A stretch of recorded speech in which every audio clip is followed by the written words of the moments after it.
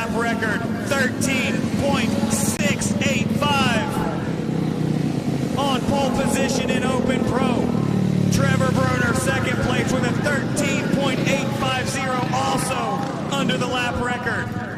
Tyler Raggio to third place with a 13.861, also under the lap record. Morgan Mishler, 13.902, also under the lap record.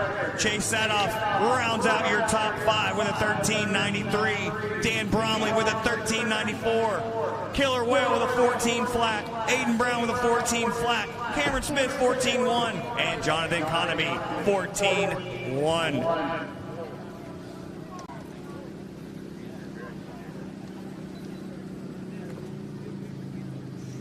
So let me ask you this: when you go to WWE,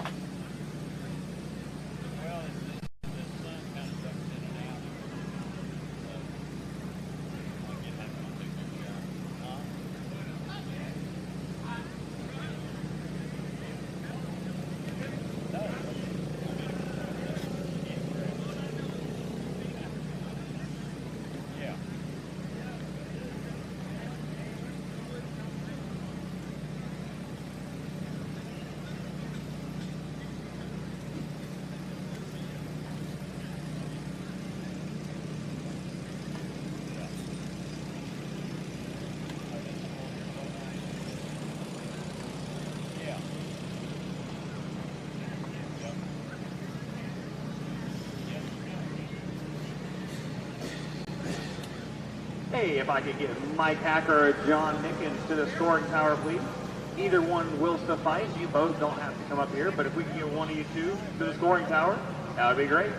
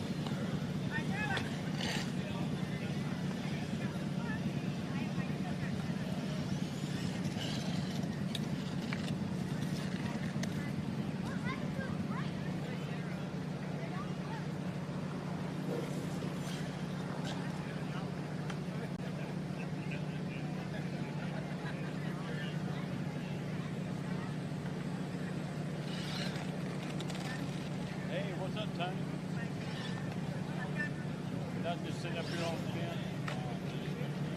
Track. I guess get rid of the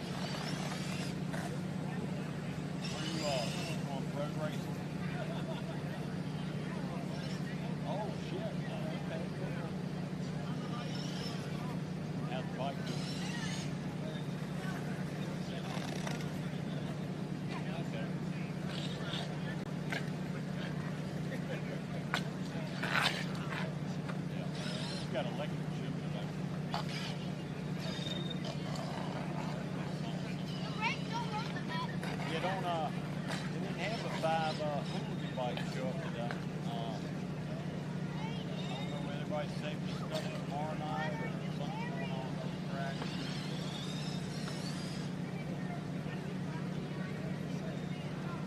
Oh, okay. Yeah.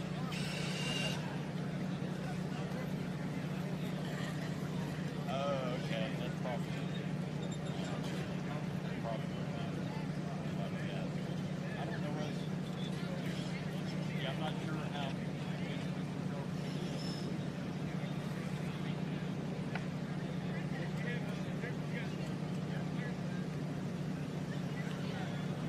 Their national thing, yeah. Yeah, maybe that's what it is, guys. You gotta be safe and stuff for long. Yeah, definitely. Yeah, it's hot out here. How's it hot down there?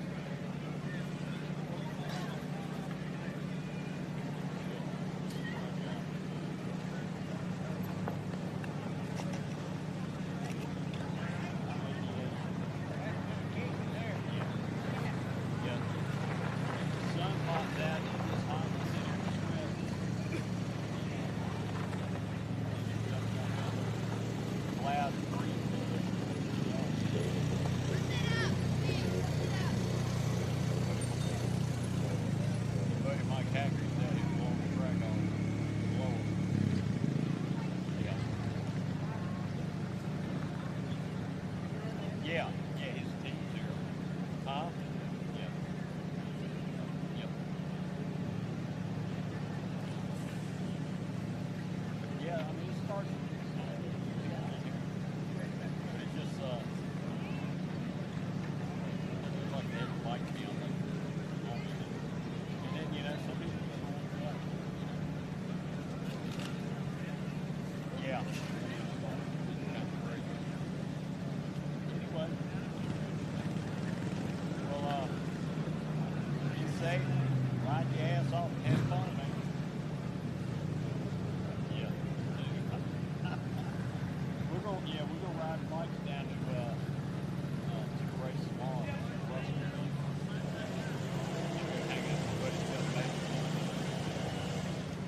Anyway, I'll catch you later, man. Have a good time.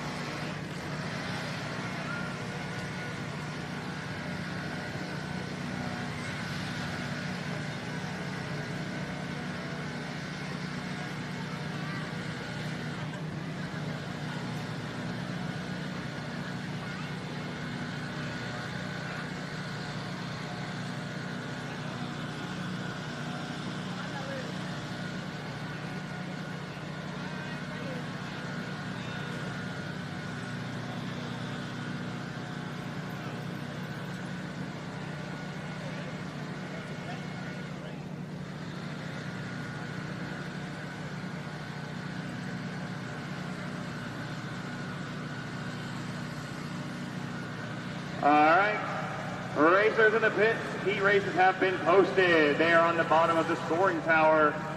Heat races have been posted.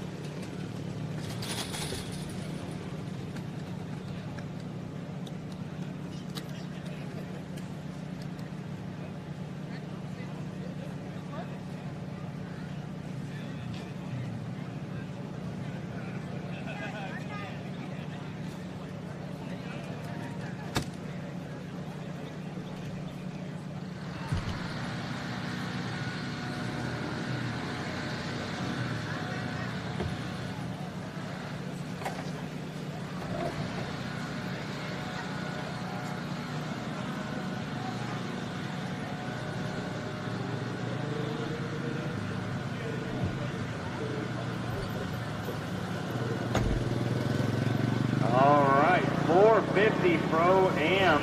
Going to be a barn burner out there.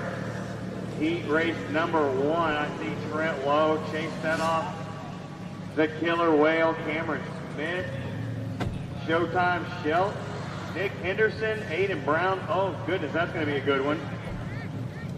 I mean, obviously, just about all these races, actually all these races are going to be good ones, but these few pro classes in the Open AM, 250 AM, I am super excited about that.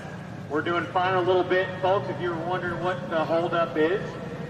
If you look out there on the back straightaway, that shade, the way it protects the track from the sun, which is a good thing in theory, but when you water the track, it's impossible to water consistently if you got a bunch of shade. So they're doing a little bit of track maintenance on the back straightaway. I was told it's just a few more minutes from our start time. So go check out your concession stand. I want to say huge shout out to a few of our sponsors here tonight. We got Lall Tigers. You can see their awesome blow-up display on the outside of turns 1 and 2, I believe. Another big thank you to B&M Masonry. Always a good supporter up here in the Virginia races. They've got locations in Marletta, Georgia, and Tampa, Florida. They do masonry, concrete, tilt wall. Also, can't forget powertrain control solutions, moving you forward. PCS. They can be found at powertraincontrolsolutions.com. Easy enough to find on the web there.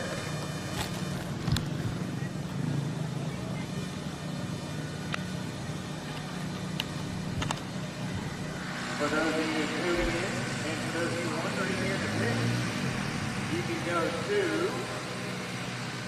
www.video, www.www.plus. If you need to share that with your friends at home, come up here to the scoring tower. We'll get you a link to get you logged in so you can tell the family how to watch here live. And it is also streaming for free. So if you have any questions on that, or if you want to send your family back home a link, come on to the bottom of the scoring tower. And we're streaming tomorrow too, so that's awesome. Starting at 3 p.m. tomorrow, but we're streaming live now. Another huge shout out to the whole Turner group. They've got one heck of a fan zone over there. Always happy to have them in the house.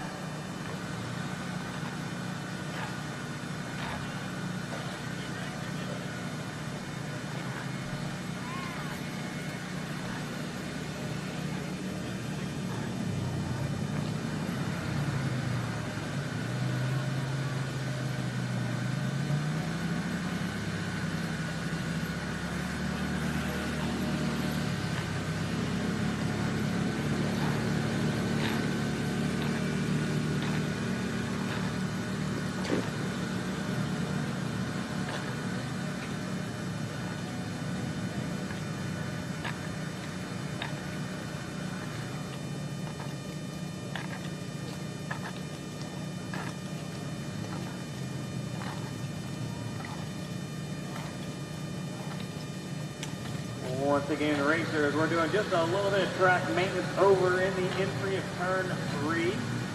Mike Hacker, John Nickens and crew, they're out there working it very, very hard right now. The track is in pristine shape. Put a little bit of moisture down, and as you can tell from the cloud coverage, the tree coverage on the back straightaway, sometimes it can get really easily slightly overwatered. And in an effort to make this track as racy as possible, we're going to try and get that dried up the best we can, because these bikes and tires are not made for mud. Well, I guess with the exception of the Nobby class, they're probably happy to see it, but the rest of them out there, the vast majority, are going to want them to do that. And it looks like Hacker, being the ex-pro that he is, and the excellent promoter that he is, along with John Nickens and the whole group, they're going to make it even better for you guys. So give us a few minutes, and we'll get ready to call up the first few races.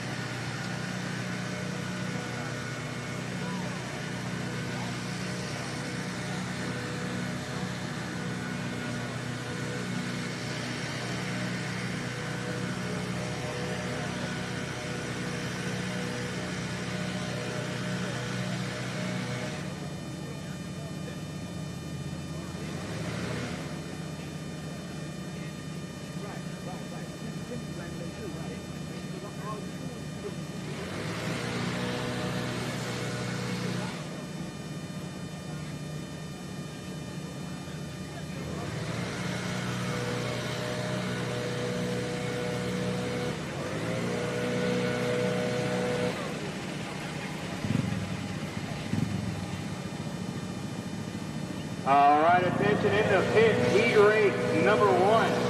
450 Pro-Am. We are ready for you guys. We are ready for you guys right now. Also, Trent Lowe, being that you're starting on pole position, you get the luxury of testing the track out. So Trent Lowe, we are going to send you out for 2 laps just to make sure it's in good condition. And all these racers are counting on your opinion.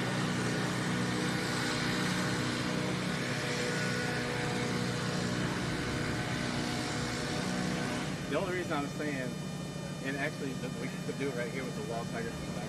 Yeah.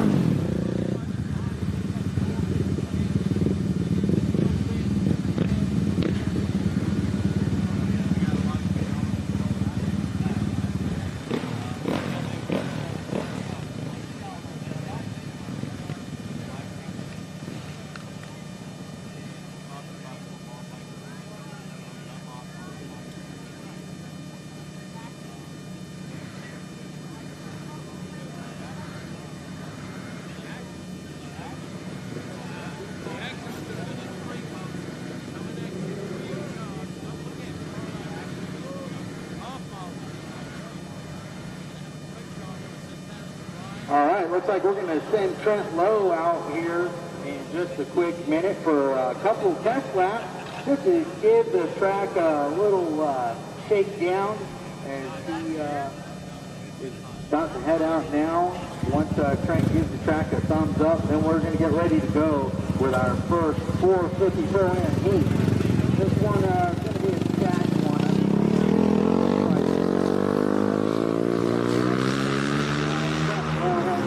Track now. It's going to be a couple of easy laps as you get a little feel of what's going on here.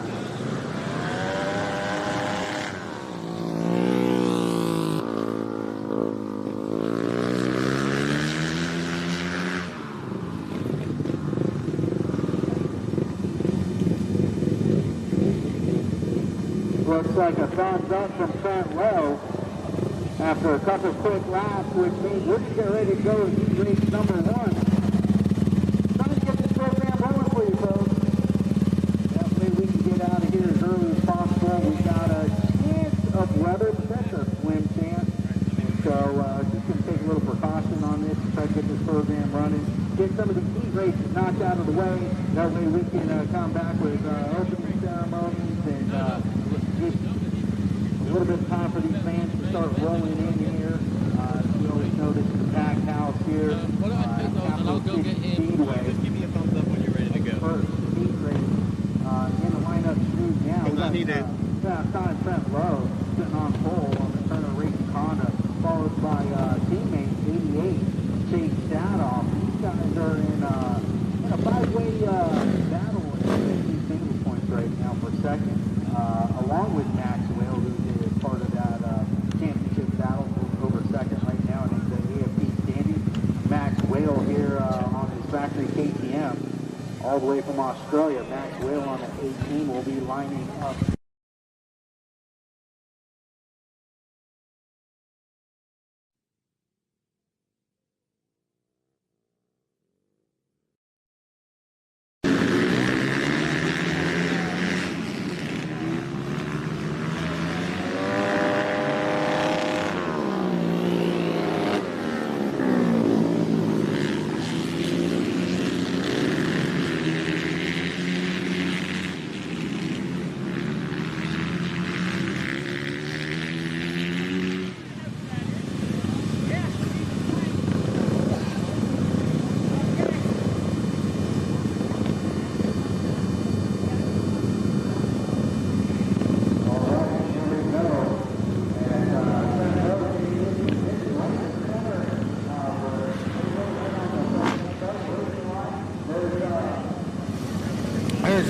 Whale getting a little feel of the of that racing surface on the inside of the track. Max has got his hands up. He's asking, where's that light?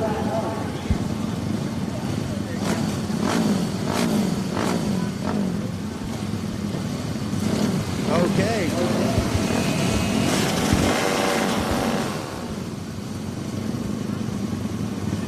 Looks like showtime, Shelton Brooks. Needing a little help back there as might have popped the bike out of gear. Looks like he's ready to go now as we're looking for the green. First, he is off the line. It's Max Rowe with a hold shot, but look at this, the 29 of Nick Anderson on the outside, and here comes the 48 of Trent Lowe. It's Whale, Lowe, Henderson, Sadoff.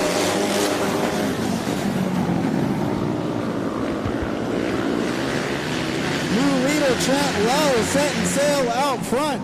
And look at this, Nick Henderson on the 29 in second.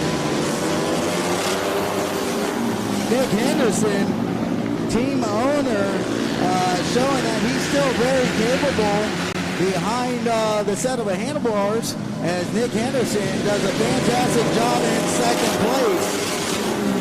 Ahead of some heavy hitters of Max Whale and Chase Sadoff.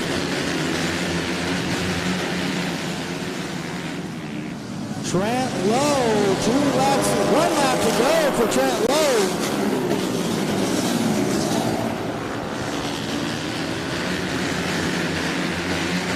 Out of turn 4 for the final time.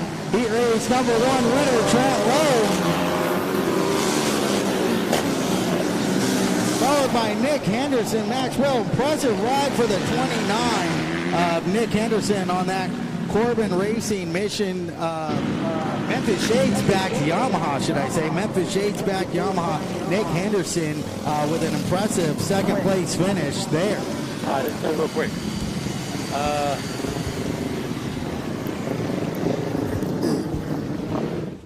We're just getting started, folks. If you thought heat race number 1 was good, wait till you see heat race number 2.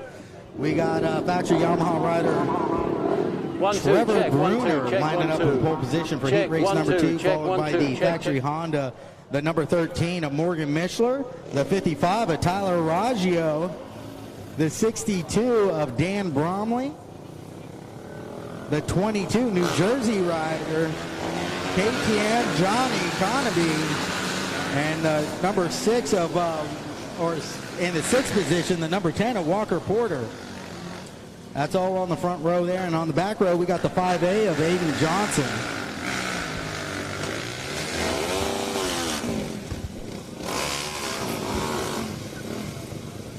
It's driver in Virginia. Good to see you, bro. I know you're happy to see this race happening. Oh yeah, we love this place. It's a great little short track for some really exciting bar banging action. That's right. And folks, we are streaming right now on 4 different platforms, and it's free. Wow. Right, we're just going to build up for tomorrow. Okay. Tell me a little bit about some of the help you've had here. We're going to be looking. So we couldn't do all this without the Turner family, Turner Masonry, PCS. Oh, here they go. Here they go. Looks like Trevor Bruner on the 21 with the jump on the field, followed by the 55 of Raggio and the 13 of Morgan Mishler. Look at this, all the way in the back, the 62 of Dan Bromley. That's not a usual spot for the 62. Let's see if he can make his way towards the front. But right now, out front, the 21 of Trevor Bruner looks to have things under control. It's a big move by Mishler going into turn number 1. Mishler now in second, moves Raggio out of the way. Raggio goes from second to 6th in a hurry. 2 laps to go for Trevor Bruner, and that allows the number 10 of Walker Porter to move into 3rd here in the 450 class. First time running with the big boy. Whoa, little, almost a high side from Dan Bromley as he gets a little tangled up coming off of turn 4. But back to your leader, the number 21 of Trevor Bruner, followed by the 13 of Morgan Mishler, and Conaby in 3rd. Impressive ride out of the 22. That was 450 Pro-Am Heat race number 2.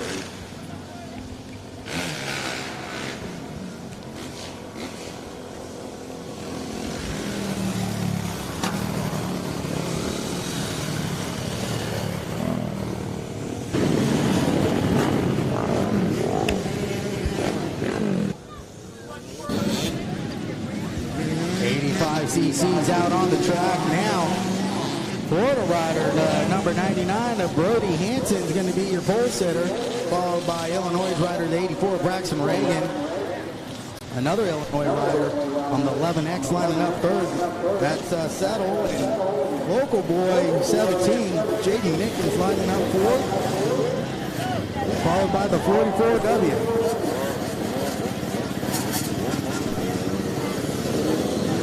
Confusion from these young guns as they get anxious to get going here. They accidentally lined up on the timing and scoring line.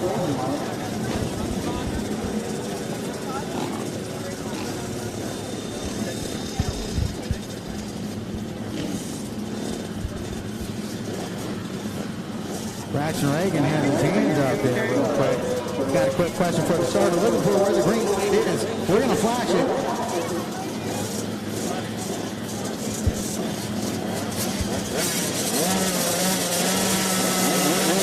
Looking for green. Little jagged start there. It's the 11X Illinois rider out front, followed by the 84. Braxton Reagan. It's Illinois running 1-2.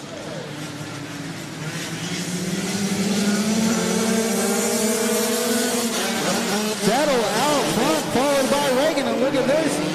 Jake Nickens making a move on the outside of Brody Hanson, but slips up and goes backwards as Brody Hanson moves into third position. Brody Hanson seeing what he can do to move up another position, which mean a better starting spot tonight's main event.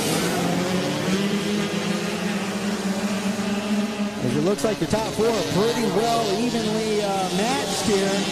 Number 11 doing a great job of holding off. Oh, look at Hanson trying to make a move going into one.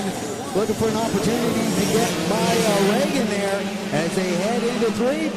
Hanson all over the back of the 84 Reagan. One lap to go. Let's see if Hanson can do anything here.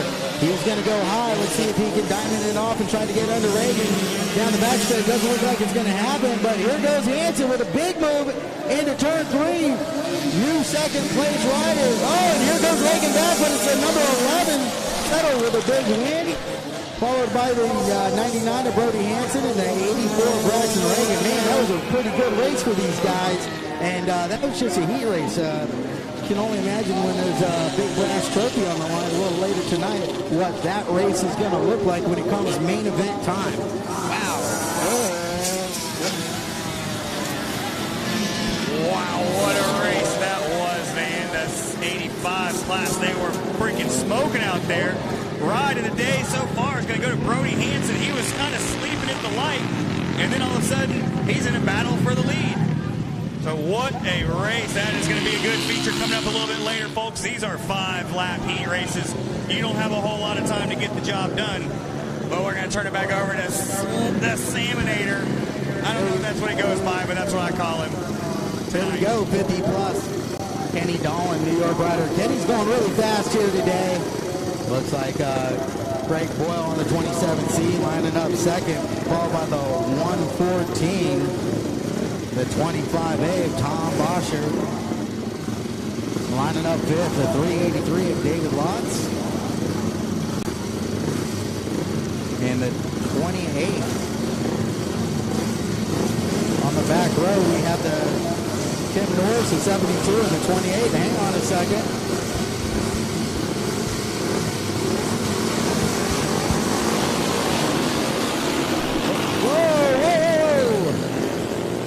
Almost a big disaster on off the starting line of Morton LeBounty, but he gets it pulled off to the inside, and Boyle here on the 27 leads him on lap number 1, followed by the 64 of Kenny Dolan.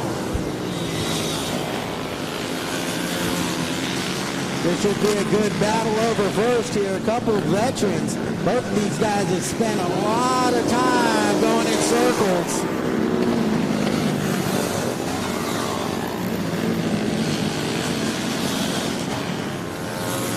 Dolan riding at his trusty road tracks, putting the pressure on Boyle. Boyle out front, not letting up as Boyle and Dolan head into 3. 2 laps to go. Make that 1 lap to go for Boyle as Dolan looks for a way around the outside possibly. Let's see if he can make something happen going into 3 as we come up on some lap traffic. Dolan pokes a wheel underneath. Oh, it gets a little tight. Woo! Greg Boyle with a big win over Kenny Dolan. Little lap traffic playing a factor in that one, but looks like Greg Boyle, the 27, was able to hold off the advances of Kenny Dolan in that 50-plus race. You wouldn't know that these guys were over 50 years of age by the way they were racing there.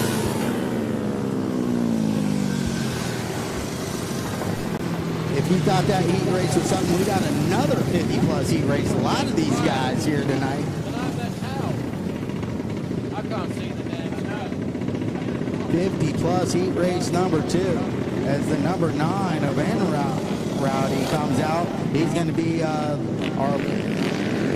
sitting on the pole position here for heat race number 2, followed by the 91 of Chad Mason and the 55 of Drake Strong. Lining up 4th will be the 42A of DeSantis, New Jersey rider DeSantis, lining up 4th. 5th is the 34 of Owens, and lining up the last starting spot on this for this heat race is the number 8 of Edward Dean.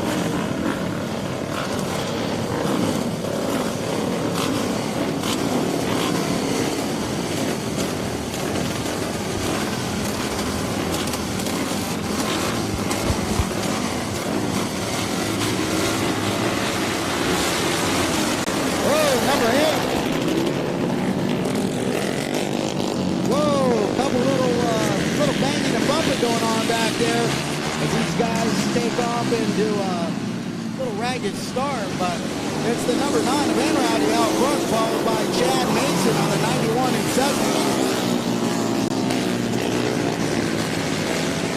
Looks like the 9 and 91 have pretty much set sail over the rest of the field, but in the 3rd position is DeSantis, the New Jersey rider. DeSantis riding a couple classes here tonight, riding the 50-plus and the Hooligan. So he's got his work cut out for him, but out front it's 2 laps to go for Rowdy and Mason.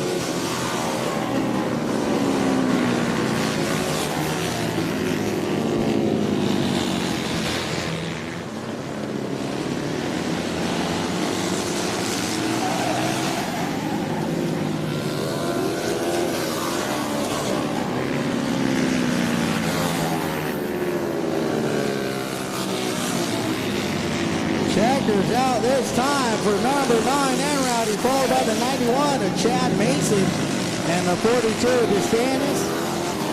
Those are your top 3 in 50-plus heat number 2.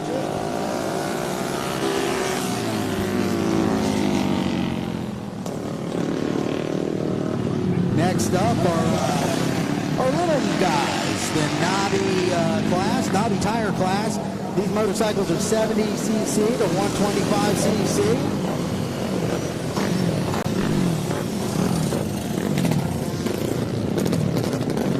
We have 3 riders scheduled for this as the Nickens on the 17 makes his way out, followed by the 711 of Catlin.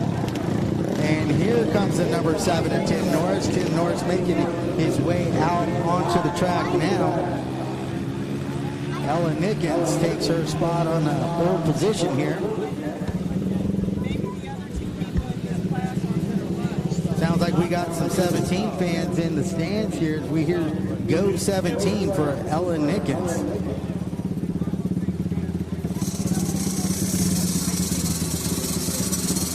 Looking for the green light in there off.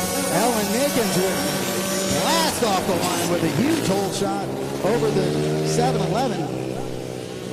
Nickens looking for a good night here in front of a lot of friends and family. She's from nearby, just maybe half an hour, 40 minutes down the road. Virginia girl out front. followed by the 7-11, and the number 7, Tim Norris.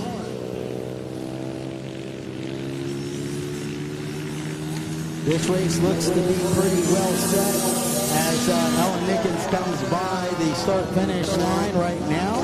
But this is motorcycle racing. You never know what can happen, so it's not over till it's over. But if everything stays the way it is right now, it looks like Ella Nickens is going to have this one fairly easily handled with 2 laps to go.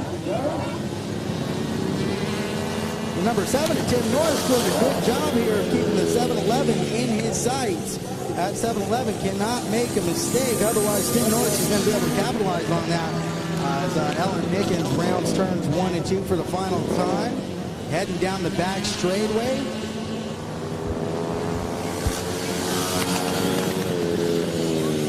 Nice heat race win for Ellen Nickens. All right, a few cheers from the crowd for Ellen. And there's that break from the sun we all needed. I hope that sun stays behind those clouds. Sure feels good when it goes behind those clouds, don't you agree? Put your hands together for our 70 to 125 Nobby class heat race winner, Ella Nickens, as she pulls off the track now. Next out onto the track, big bikes, 30 plus.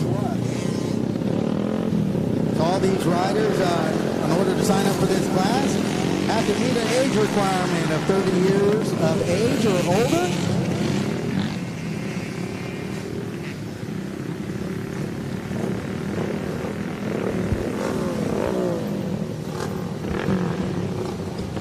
That's what this is based off of.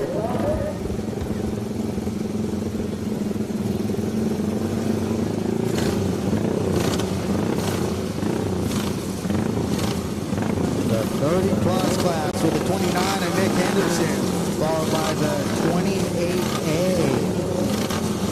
of Ricky Winsett, the 96A of Buono, Pennsylvania rider, the 34J of Bennett, the 37S of Dave Evans, the 51 of John Raft, and the 267 of Jack Bacon.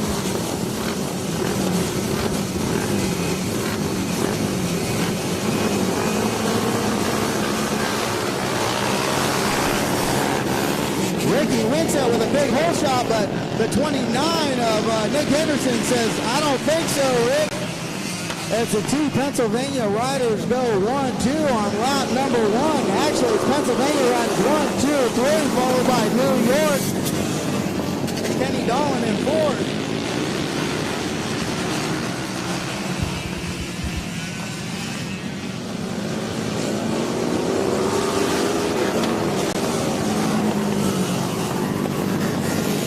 Nick Henderson out front doing a fantastic job here tonight.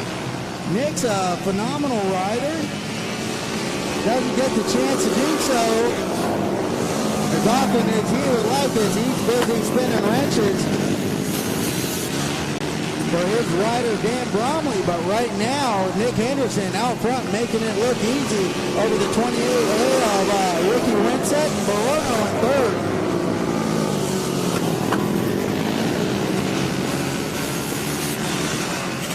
Off of turn number 4 for the final time in the checker flag, the 29 of Nick Henderson, followed by Ricky Winsett, Barano, and the 64 of Kenny Dolan.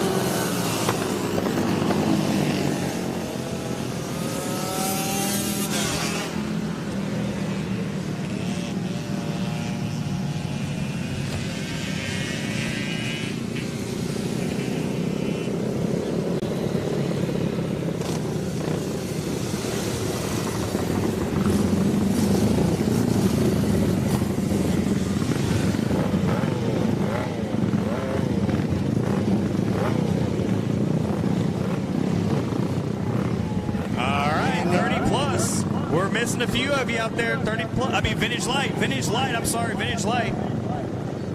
We're missing a few of you out there, Vintage Light. We're about to send them without you. 250 AM, Open AM, Vintage Heavy, you guys got to start getting ready. We'll keep trying to call them out to you, but it's also your job as racers to know when you're up. Right now, we're on Vintage Light.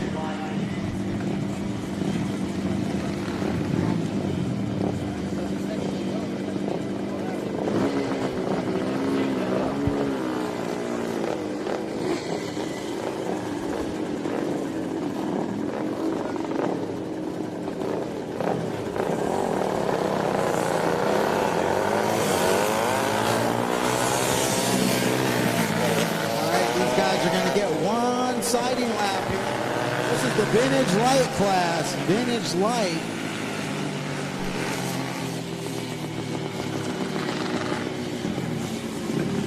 Single cylinder, typically 500cc and under. Vintage motorcycles. So that's the Vintage Light single cylinder motorcycles, typically 500cc's and less.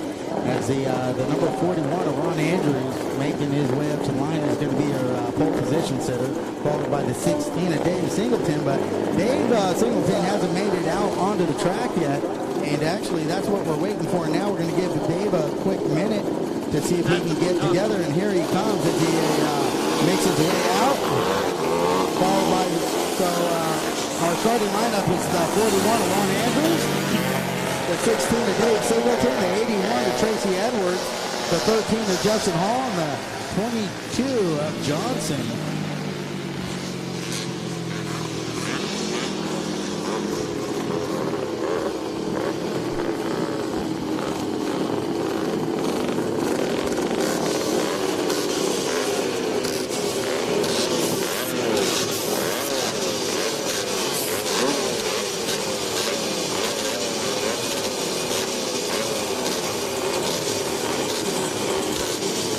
Looking to go green here any second.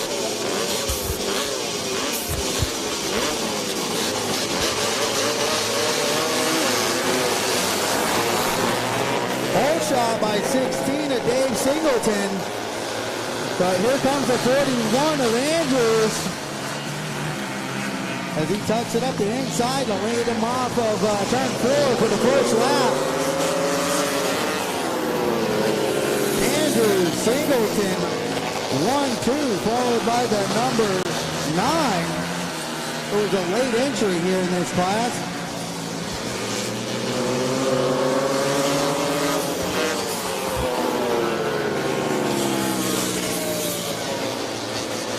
Ron Andrews out front, followed by the 16 of Dave Singleton. These guys have done a lot of laps in their racing days.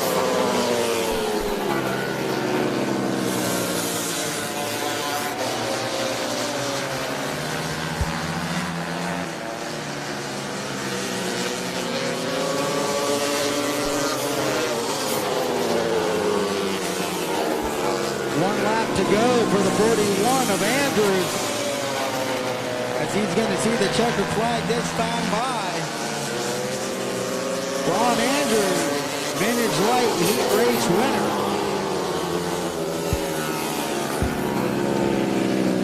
.250M, Open AM, and Vintage Heavy. You guys need to be in staging. .250M, you are next. .250M, you are next.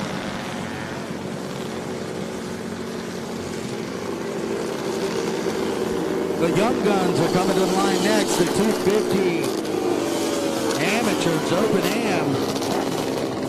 Lining up in the pole position, the number 84 of Braxton Reagan, followed by the 88 of Adam Costin, the 14 of Ramsel, the 25A of Coakley, and the number 8 of Pete Rowan.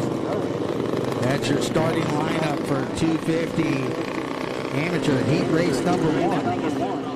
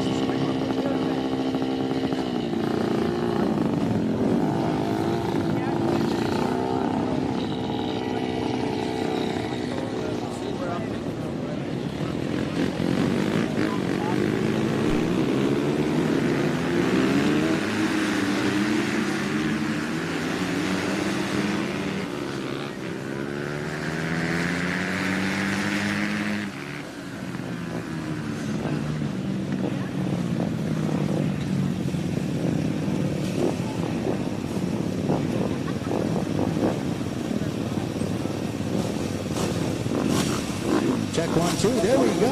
All right, we're back.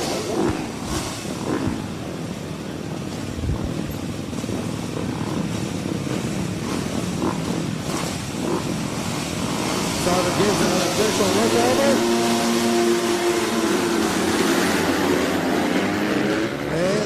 like Adam Costin on the 88 out front on the Scott Power Sports KTM, but here comes Braxton Reagan, but Reagan said, nah, not this time. I'm going to see what you're all about here. Costin is the 88 leads on lap number 1.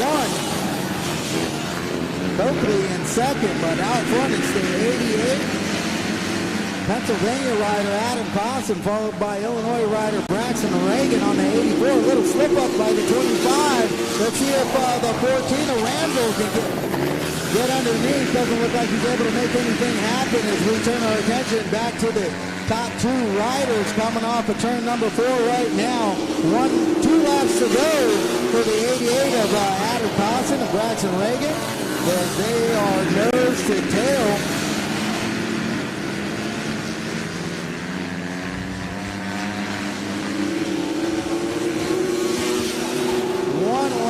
To go.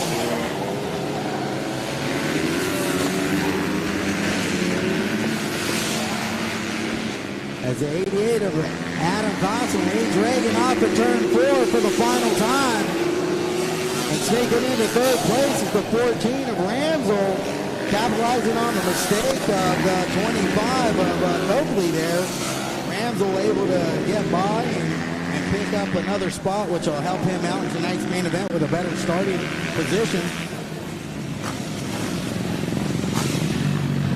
That was the first of 250 amateur heat races, as heat race number 2 is ready to come out onto the track right now.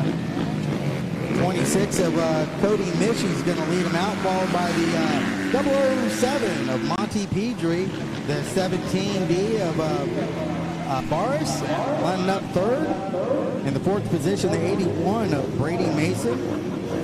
And lining up in the 5th and final spot, the number 11 of Brian Hurley.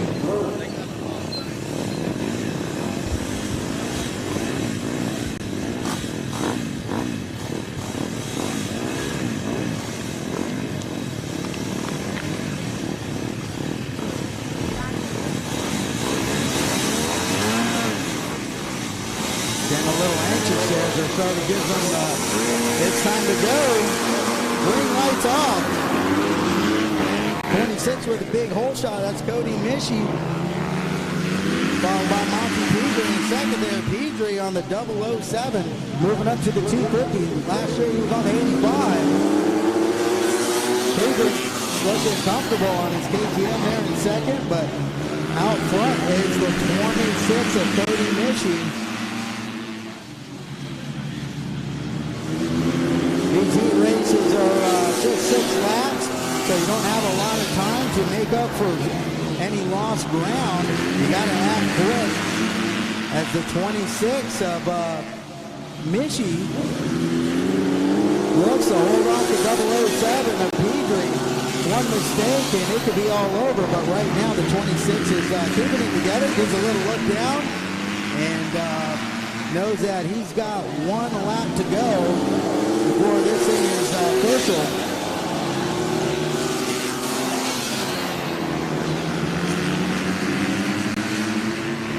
Into turn 3 for the final time.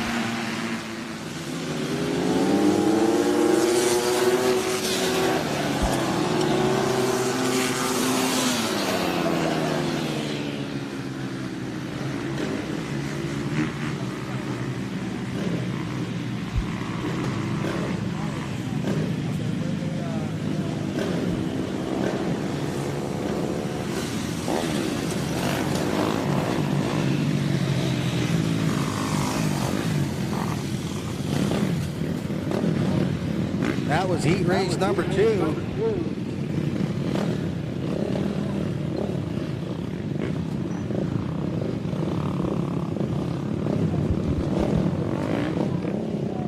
Coming out next is open amateur heat race number 1. Looks like Showtime's Shelton Brooks is going to be sitting on pole position here. Showtime's always fun to watch. This guy puts on a show. That's why they don't call him Showtime for nothing.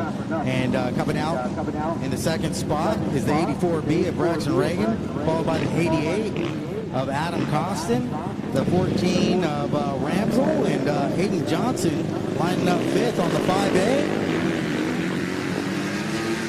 And then And our final starting spot, the number 81 of Brady Mason.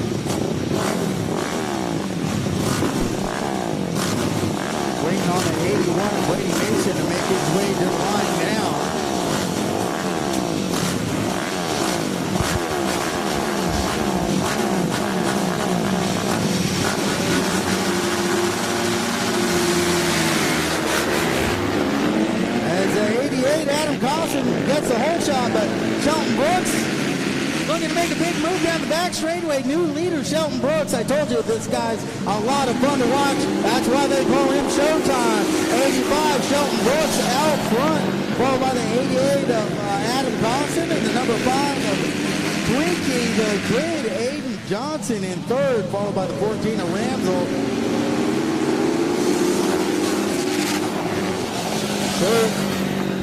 Showtime Shelton Brooks out front. Looking to stretch out lead here.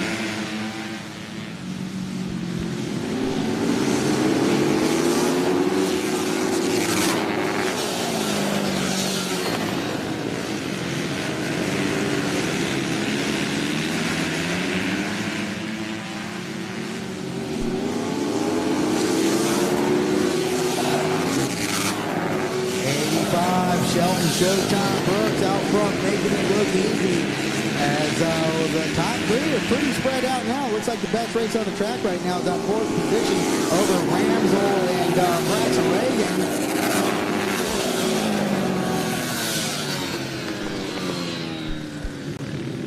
Showtime, Shelton putting it on the rear wheel, celebrating that win there. That was Open Amateur Heat Race number 1. We got another one coming up with a bunch of fast guys in it. The number 10 of Alabama rider, Walker Porter, lining up on the pole position for Heat Race number 2, followed by the 007 of Petrie, the 26 of Cody Mishi, and the 25A of Copley.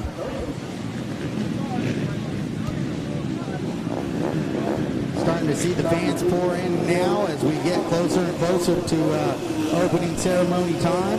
A little rush on the program tonight to try to stay ahead of any chance of weather.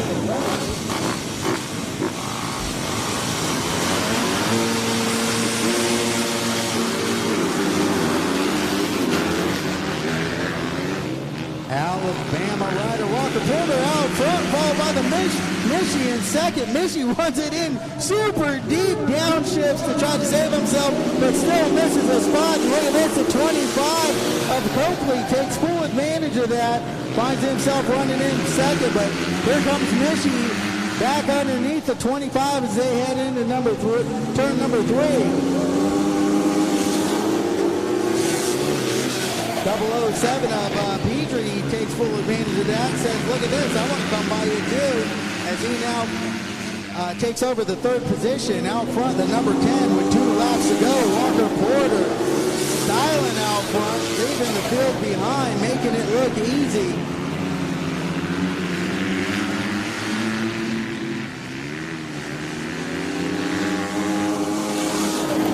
Walker Porter definitely one to keep your eye on in the future. This kid's going to be going places. Really fast kid from Alabama comes off a turn 4 for the final time to get an, I don't want to say an easy heat race win, but he sure made it look easy over the number 26 of 30 Michi and the 007 of Monty Petrie there in the third position.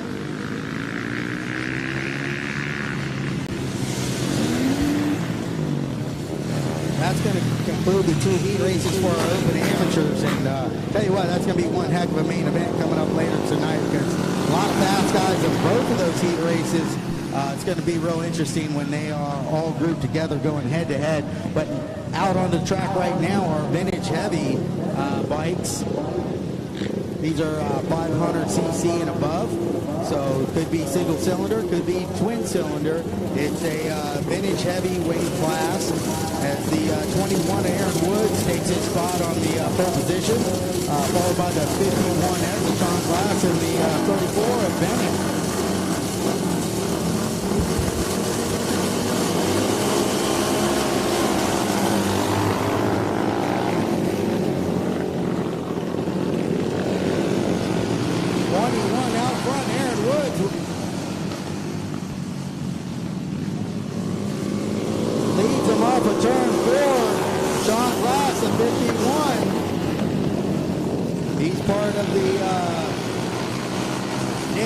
Racing crew and often be found helping that group at AFT events with rider Dan Bromley.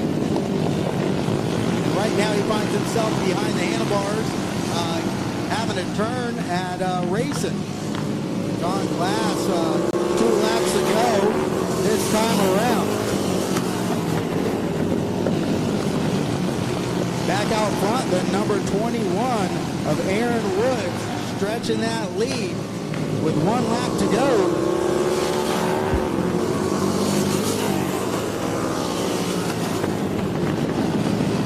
Pretty good battle over third position between the 34 Bennett and 16 to Singleton, but here comes your leader, the 21 Aaron Woods, followed by Sean Glass and the 34 Bennett.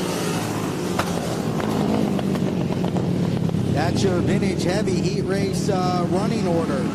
Up next, boy, this one's going to be a lot of fun to watch. These the knobby tire class. These guys are the guys that were brave enough to pull the motorcycle out of the garage, or their trail bike, their dirt bike, their motocross bike, and said, hey, let me go give this thing called Flattrack a try.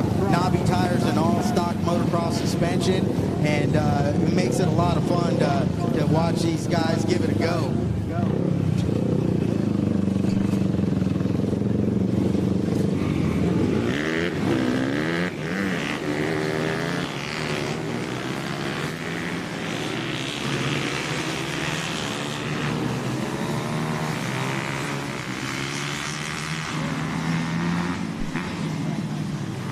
Turn this mic over to my co-announcer here, none other than Bobby McClendon calling this one.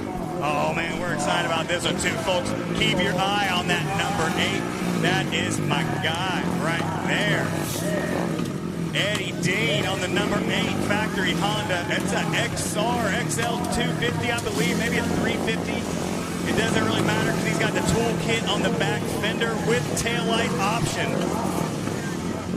Up next, we got Ronnie Jessup, Brian Early, George. We're just going to say George because there's no way I can pronounce that. Mike Sheffett and Merton LeBounty. This is going to be a good, oh no, Dean. It's a 200, folks. I just saw the swing arm. It could be one of those trick factory bikes, so he might have a big bore kit. We don't know. Let's see this thing race against these brand new bikes. That's got to be at least in 1982 somewhere. Oh, number 11 with a jump start.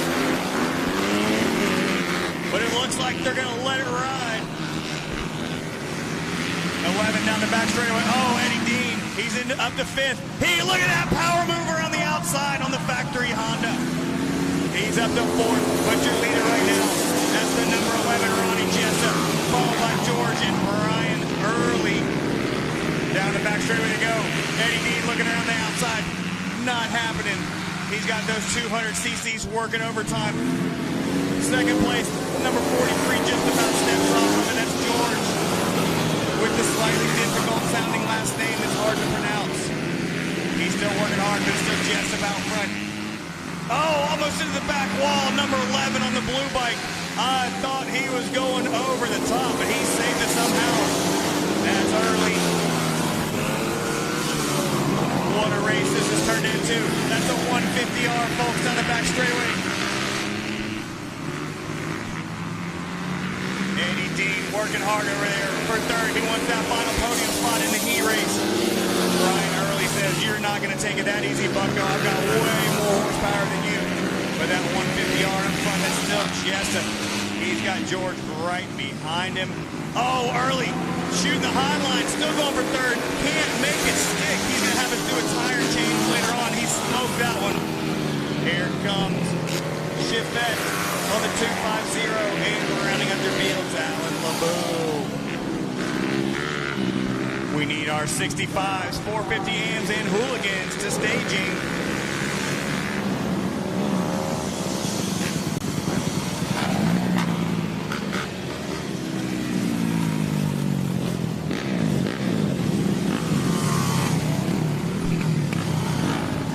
Give a big shout out to Pixel Hunters for our drone coverage tonight. Big shout out actually to all our sponsors for stepping up and providing free coverage of tonight's races so everybody can watch nationwide what we got going on here at RVA Flattrack. They said, hey, $15 per person to watch tonight. Now we got that. Big thanks to Law Tiger Motorcycle, Dunlop Tires, the Turner Racing Crew, Christian Motorcycle Association, B&M Masonry, and PCS, Powertrain Control Solution, for stepping in and providing coverage for tonight's racing action, saving everybody a lot of money, and letting everybody actually just enjoy the racing along with us here in attendance at RVA Flattrack at Capital City Speedway in Ashland, Virginia.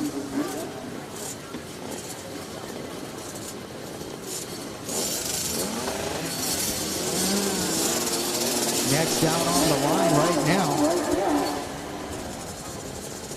our 65cc heat race as Jaden Nickens winds up in the pole position, followed by the number 30 of Settle. Lining up third position is the other number 17, Ella Nickens, in the 44W, along with the 37 of Edwards. And it's Nickens out front with a hole shot. Nickens trying to distance himself from the rest of the field in a big hurry, but running in deep is the number 30 of Settle. As Settle looks to keep Nickens honest here. Nickens got a nice start, which he was able to put a little bit of distance between him and the rest of the field, but looks like the number 30 may be gaining a little ground in certain areas around the racetrack, as this could be a good battle between our top two riders of Jaden Nickens and the number 30 is Settle. Little sister Ella Nickens finds herself in third spot with 2 laps to go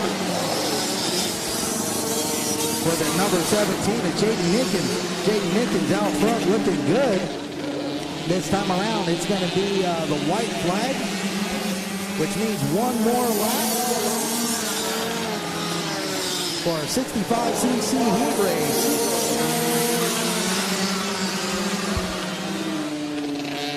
Jaden Nickens would like nothing more than to pick up a big win tonight here in front of a hometown crowd. Father John Nickens. He has a pretty good handle over that 65cc heat race, but I wouldn't say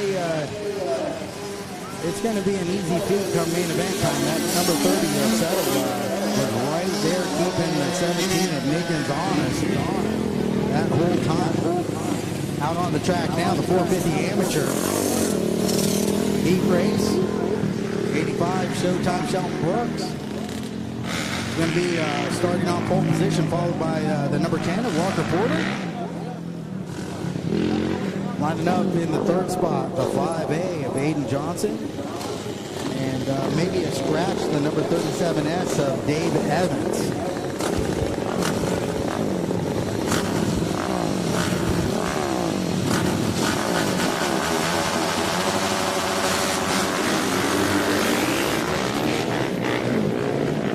Look at Johnson on the outside trying to make something happen, but man, Shelton Brooks on the 85, he's a hard guy to pass. Showtime leads him in lap number 1.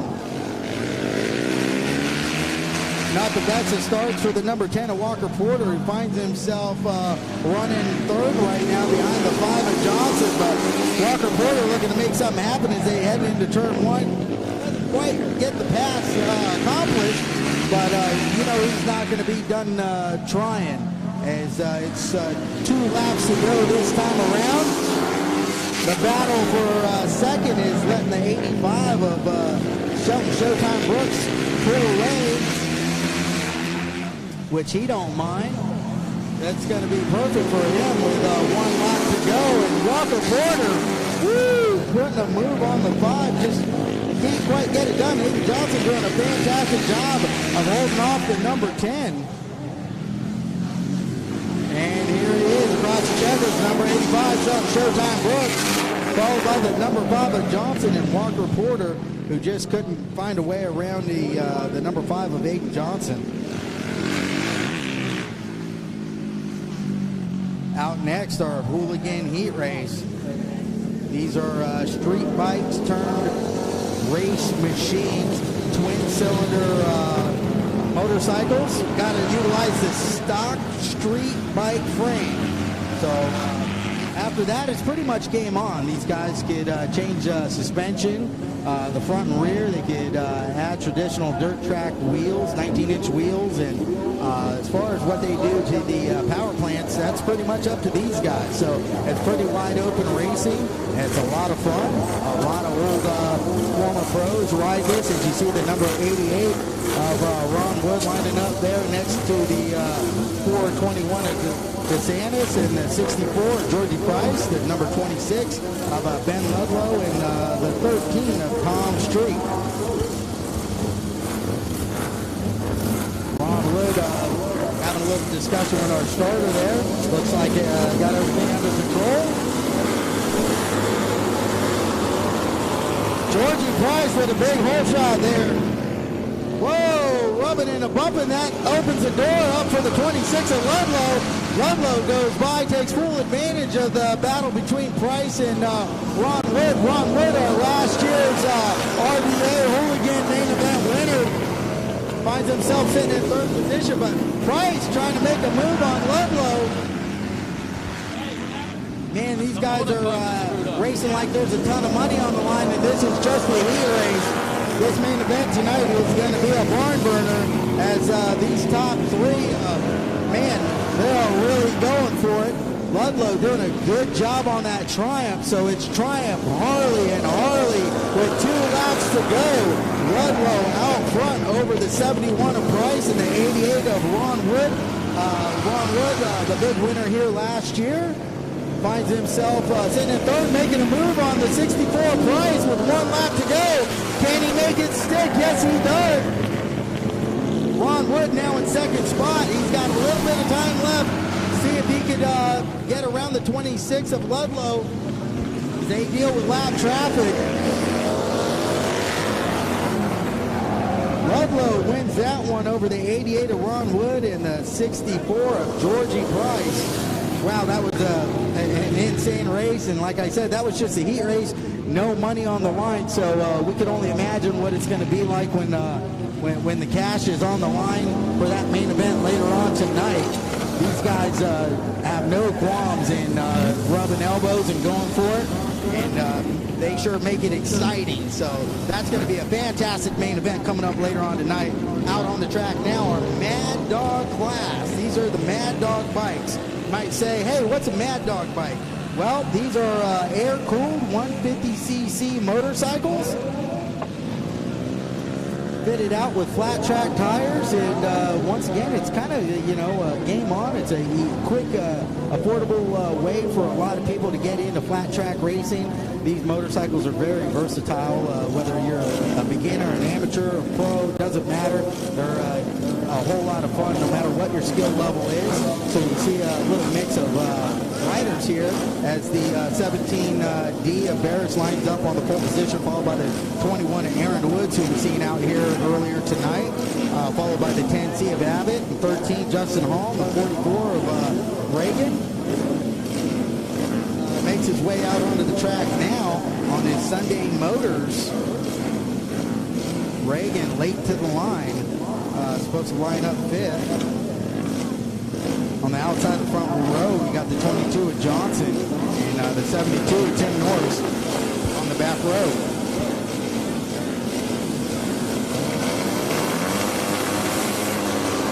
They're off, and it's Braxton Reagan with a hole shot. Oh, look at this on the inside. Barrett's trying to make a move for it and pulls it off. New leader going into 3. Slips up a little bit, maybe enough for the 21. No. Barrett's doing a good job of working their way into the lead there. I mean, that wasn't given to Barrett's at all. Barrett's made that happen as the 17D leads them off at turn number 4, followed by the 21 of Wood and the 34 of Braxton Reagan.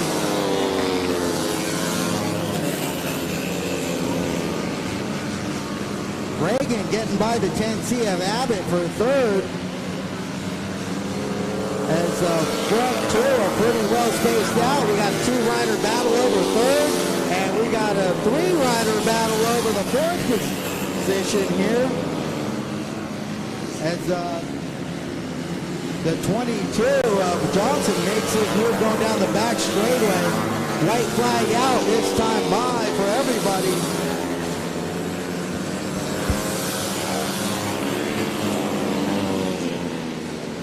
As Burris, the 17,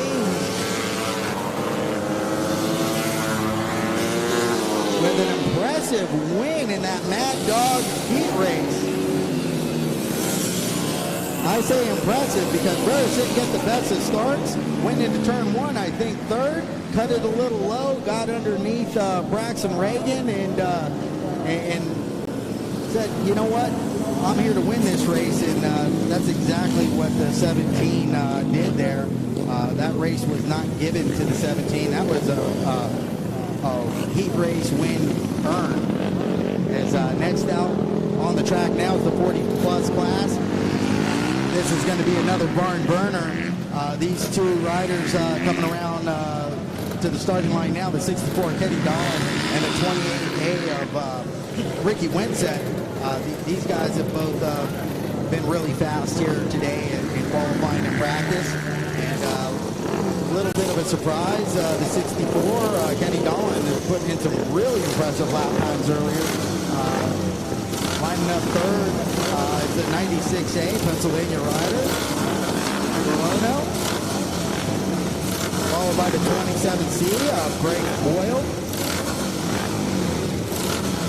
The 91 of Chad Mason, and we got Tom Bosher lining up on the inside of row number 2, followed by the 383 of David Lobs and Pete Rowan on the number 8.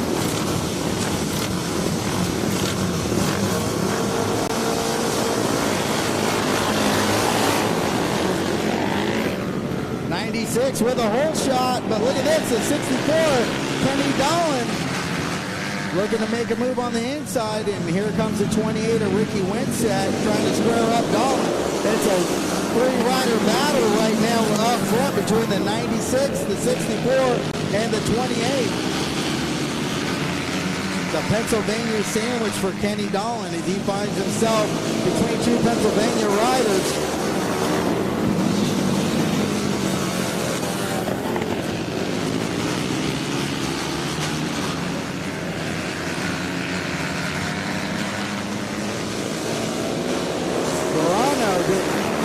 To go. Might be feeling the heat of the 64 Kenny Dolan. Dolan looks to apply a little pressure. Takes a peek around the outside. Not sure if he's going to be able to make that stick. 1 lap to go for the 96. Verona out front doing a good job over the 64 Kenny Dolan.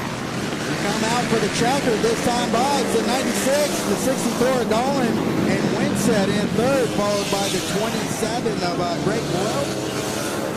Greg Boyle, recent transplant to the state of Tennessee, Florida guy originally. Finds himself here in an RVA event for the first time now that he's a little bit closer to the area. He said it's about a 6-hour drive from where he now calls home in Tennessee. to see. So nice to see Boyle make that drive out here and be part of this RVA event.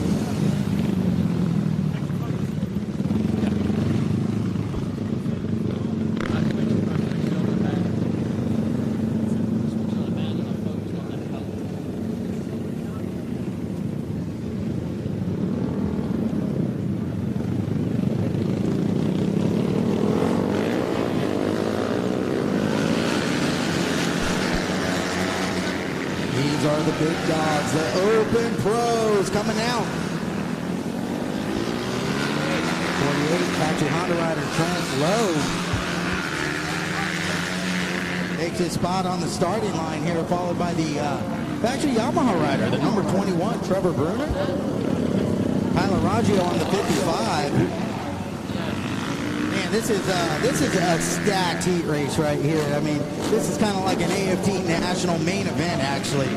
I mean, just looking at all the talent here, the 13 of Morgan Mishler. I mean, you got 3 factory Honda riders, a factory Yamaha rider, and then a factory KTM rider, the number 18 of Max Rail. This is going to be a barn burner. And on the second row there, the 29 of Nick Henderson, who is, well, maybe starting on the front row, outside of the front row, 29, Nick Henderson.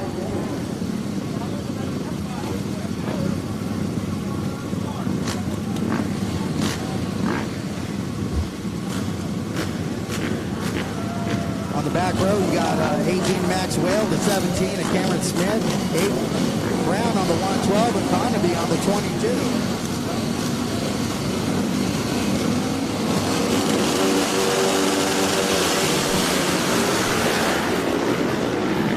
Mishler with a big hole shot on the field. And with everybody behind him, here comes 21, Trevor Bruner, a little bumping and banging from the 48 in the back there. Wow. Trent Lowe making a move on the 55, going into 3, opens the door for the 18 of Max Will. But out front, Morgan Mishler out front, holding off the advance to the 21 of Trevor Bruner.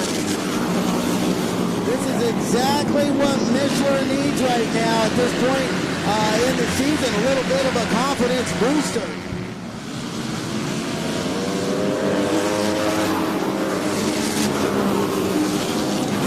As Mishler with an impressive ride here at RVA Flattrack over the 21 of Trevor Bruner. Trevor Bruner's not the kind of guy you want to have behind you breathing down your neck. But Mishler does a fantastic job of actually opening the door a little bit, opening the gap a little bit. Checker flag out for Mishler that time around. Impressive Open Pro E-Race win for Mishler, wow. And he celebrates with a wheelie down the back.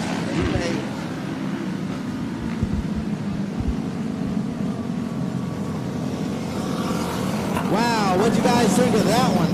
That's going to be good. Hey, just to let everybody know, we got a big dash for cash coming up tonight. The Turner Racing crew has put up $750. It was supposed to be $500. It's now up to $750. Thanks to the Turner Racing crew and family. They put up $750 for tonight's Pro Dash for Cash. If you would like to, contribute to that Dash for Cash and bump it up, man, that would make that race even that much more exciting. The more money that's on the line for these pro riders, just walk up here to the scoring tower if you'd like to donate some money to our Dash for Cash. Now would be the time to do it. But big thanks to the Turner Racing crew and family for stepping up and donating $750 for tonight's Dash for Cash. Big thanks to B&M Masonry and PCS, which is Powertrain Control Solutions.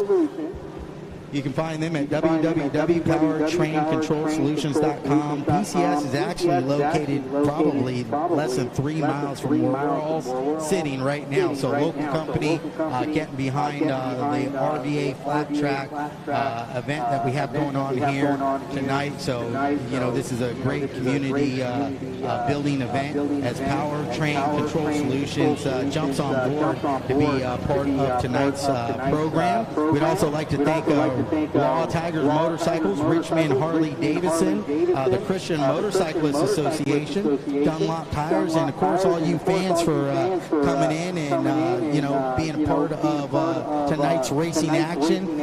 We're just getting started here. It's going to be a great night of racing, especially once that sun starts to dip behind those trees. This track, I think, is going to get a whole lot faster and a little bit more, well, I'll say a lot more racy once that sun dips behind those trees we see there. Right now would be a good time to grab yourself something cool to drink, something to eat. We got the Kona Ice truck over there. We got a couple of food vendors. We got hamburgers, hot dogs, chicken baskets, you name it. Would be a great time now to go do that. Also want to give you guys a big reminder that we're raising money for a fellow injured rider tonight. If you'd like to make a donation, pick yourself up a sticker to support that rider, you can go over to the RVA tent where the t-shirts are being sold. That's for rider Nick Hayes, who was actually a participant here at the last RVA event. I think it happened at a motocross race, and now he's a father of two and finds himself in a tough position, and he could really use our help right now. So if you want to pick up a sticker, make a donation, go to the RVA t-shirt tent there. And also all the riders during opening ceremonies, for all those riders that made a donation, we're going to do a couple laps in Nick's honor, a couple parade laps. So if you want to take part of that opening ceremonies parade lap, right now would be the time to walk over to the RVA t-shirt tent and make your donation, or pick yourself up an RVA event Flattrack shirt.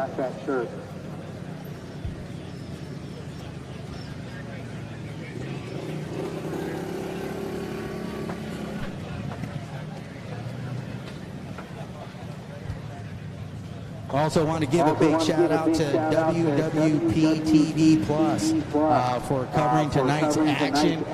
Right here we got Ben Ludlow coming up here. Ben, I'm going to talk to you real quick. I know you got a question for these guys. You're not coming up here to this tower to talk to me, but I'm going to talk to you. How about that heat race win? I mean, you had a whole lot of guys behind you. You had last year's winner, Ron Wood. Could you feel him breathing down your neck in that heat race, or were you just out front cruising around? I mean, the biggest thing is to just get out front quick and just click laps out and don't give Ronnie or Georgie a chance to get by you. Yeah, and those are two guys that it's pretty hard to fend those guys off. They know how to make things happen when they find themselves sitting in second or third. So good job to you, Benny Ludlow, for holding those guys off. You got any tricks up your sleeve for the main event, or is it just going to be a repeat of what we saw in that heat race for you? Well, it'd be great if I could get off the line this time. That's when it's going to matter most. We wish you a lot of luck on that. I'm going to let you get back up into this tower because I know you had a question for timing and scoring, I think. So thanks for that quick little interview there. And right now, like I said, it'd be a good time to walk around and check out the action in the pit, see what guys are doing, how they're working on their motorcycles, grab something cool to drink. The Kona Ice truck's over there. We got a lot of good things happening on the concession side of this RVA event. Right now would be the prime time to make that happen before we come back with opening ceremonies and the official start of tonight's racing program.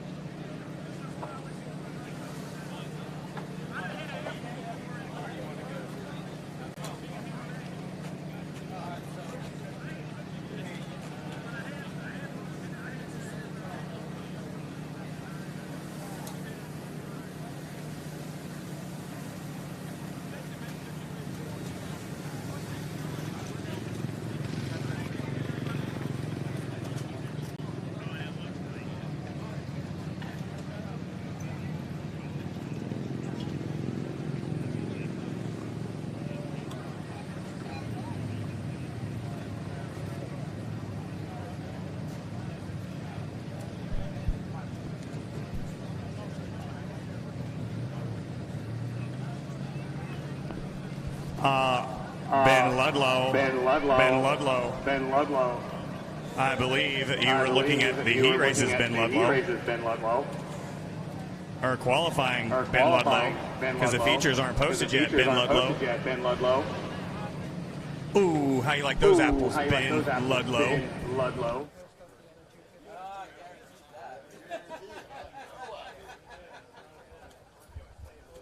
All right now this Dash for Cash is nearing $1,000.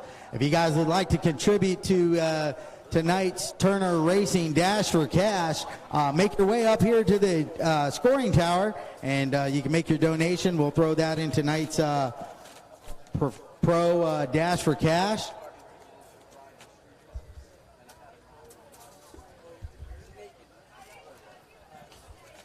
Testing 1, 2.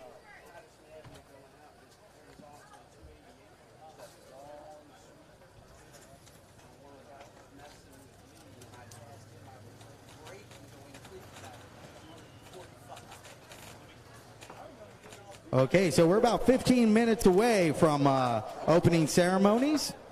So right now would be, if you're would like to take part in our Nick Hayes 3-lap ride to honor that ride, fallen or downed rider, should I say. Right now would be a good time to make your way over to the RVA tent. Make a donation, pick up a sticker, put it on your motorcycle, and we're going to do a few laps to raise some money for a fellow injured rider.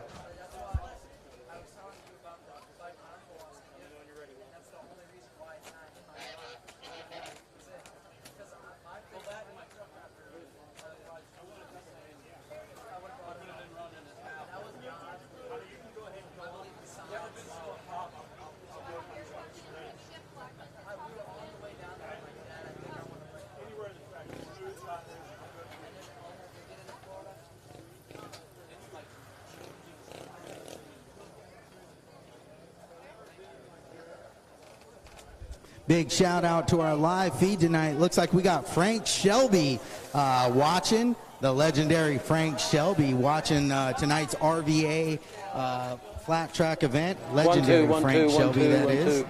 Winner of the Nationals, as they say, the best to ever do it, Frank Shelby. Tuning in live. So wonder who else is tuning in. If you're out there watching tonight's races via live stream, drop us a big thumbs up and let us know where you're watching from. We'd like to hear from you. We'd also like to thank a lot of our sponsors, all of our sponsors for stepping up. Tell me about what you do, man. I work with the Law Tigers, motorcycle lawyers. Yeah. We help, we specialize in helping riders that have been involved in a motorcycle accident. But, you know, we're super passionate about riding bikes, being part of this community, motorcycles, riding, do you ride? In our blood. I do ride. I've ridden and raced in every one of these except the one tonight, of course. And let me ask you, you'd have to be crazy to insure all these people, wouldn't you? But, you know, they're good people. It's a motorcycle community. We love them, you know, the more the merrier. So, you know, we're here for all types of riders. Now, tell me, so what divisions have you raced in? Well, you know, I raced in the Nobby class. Yeah. And it's an entry-level class. They call it the Nobby novice class. So it's a great way for anyone to come out here who has a dirt bike to get some experience, to kind of sample. Is it scary? You know what? It's a I thrill. just see that. It's like thrill. unbelievable. Even the 65cc motorcycles. Folks, this is incredible. A 65cc motorcycle. They're not far off the 750 and 1200cc motorcycles. It's awesome. You see the times of some of these kids, and they're like a second off, so 2 seconds off of the pros. It's unbelievable. Because you're fighting centrifugal force. It's trying to push you this way, and you're trying to go this way. And I guess the heavier the bike, the more centrifugal force there is, right? It is. It's really a game of staying in this lane, and you can see it gets beaten a path right in here, and you have to stay right in this. It's like a sidewalk here, right? And all the rubber builds up, and it's a nice path, and you stay in that, and you're. Now let me change subjects real quick. So with regards to the insurance, you don't necessarily. It's not just a personal injury case or just a wreck. What if somebody's motorcycle gets stolen, or if somebody runs over their motorcycle? That you have full coverage. That's a great thing to ask too. And the Law Tigers does something special for that. We have a $5,000 reward if you see somebody stealing a motorcycle or you and you report it. Yeah. And there's a claim on it. You got a $5,000 So reward. people don't seem to realize you're not meant to walk right in front of the camera. But anyway, it happened, folks. This is live TV. And we are live, by the way. We are absolutely live. And you can see the sun hasn't even gone down here yet. And we're getting to see some awesome racing. Now, how do people get hold of you if they want to get motorcycle insurance? Well, it's not insurance. It's just if you are in an accident. So No, but I'm saying if you do want to buy motorcycle insurance. How do they contact you? You're going to call 1-800-LAW-TIGERS. If you've been involved in a motorcycle accident, call 1-800-LAW-TIGERS. You can talk with a lawyer for free, and it'll help you. You know, we walk through the whole process and make sure that people are taken care of, that riders are taken care of, their families are. Right. Motorcycle accidents can be tough on the whole family. So, you know, we kind of make sure we have the whole package, and we're looking out for the community, and we're getting the good times too and the bad. Well, I just want to say from everybody at the track here, everybody at the track, thank you for being a primary sponsor and being behind dirt track racing, baby. Yo! Hey, wouldn't want to be anywhere else. Yes, and as you know, Virginia used to have some fast The guy in there took us off the switch. Well, yeah, a lot of fast guys out of here. I mean, you yourself were a fast guy. Showed that by winning some big titles back in the late 70s, early 80s, if I'm not mistaken. I didn't mean to make you a little older than you already are, but anyway. But yeah, a lot of fast guys from down here. You know, Brent Lowe, Mark Hartley, man, a ton of fast guys. Ray West, Rusty Rogers, the Eads boys. I mean, you know. Man, Tristan Avery, you got John Nickens, Mike Hacker. So it's really good to be back here in this part of the country, Mid-Atlantic region, Richmond, Virginia area. And we're going to go half-mile racing tomorrow. Are you excited about that? Oh, yeah. If you really want to see something, come out tomorrow up to Virginia Motor Speedway and see these boys get around there. These boys will be hitting some speeds going in these corners right here. It's going to be amazing. Well, big thanks to Mike Turner and the Turner Racing family, Powertrain Control Solutions, B&M Masonry for stepping up and covering tonight's live feed coverage for all you fans at home, and for putting in a lot of money for tonight's Dash for Cash. We got a few people we're going to talk to here as we get close to opening ceremonies.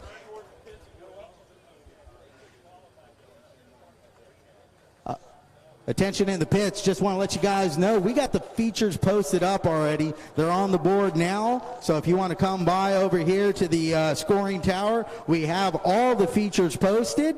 You want to know where you're lining up in your main event, now would be the time to do that.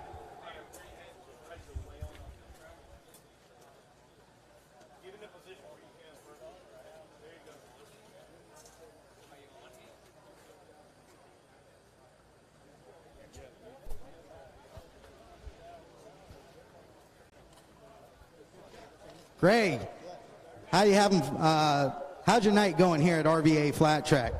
It's going well. I won my one heat race in the plus 50 class, and then I was fourth in the plus 40 class, but I'm hoping I'll do better in the final. Well, what's that going to mean for a better result there? A better start?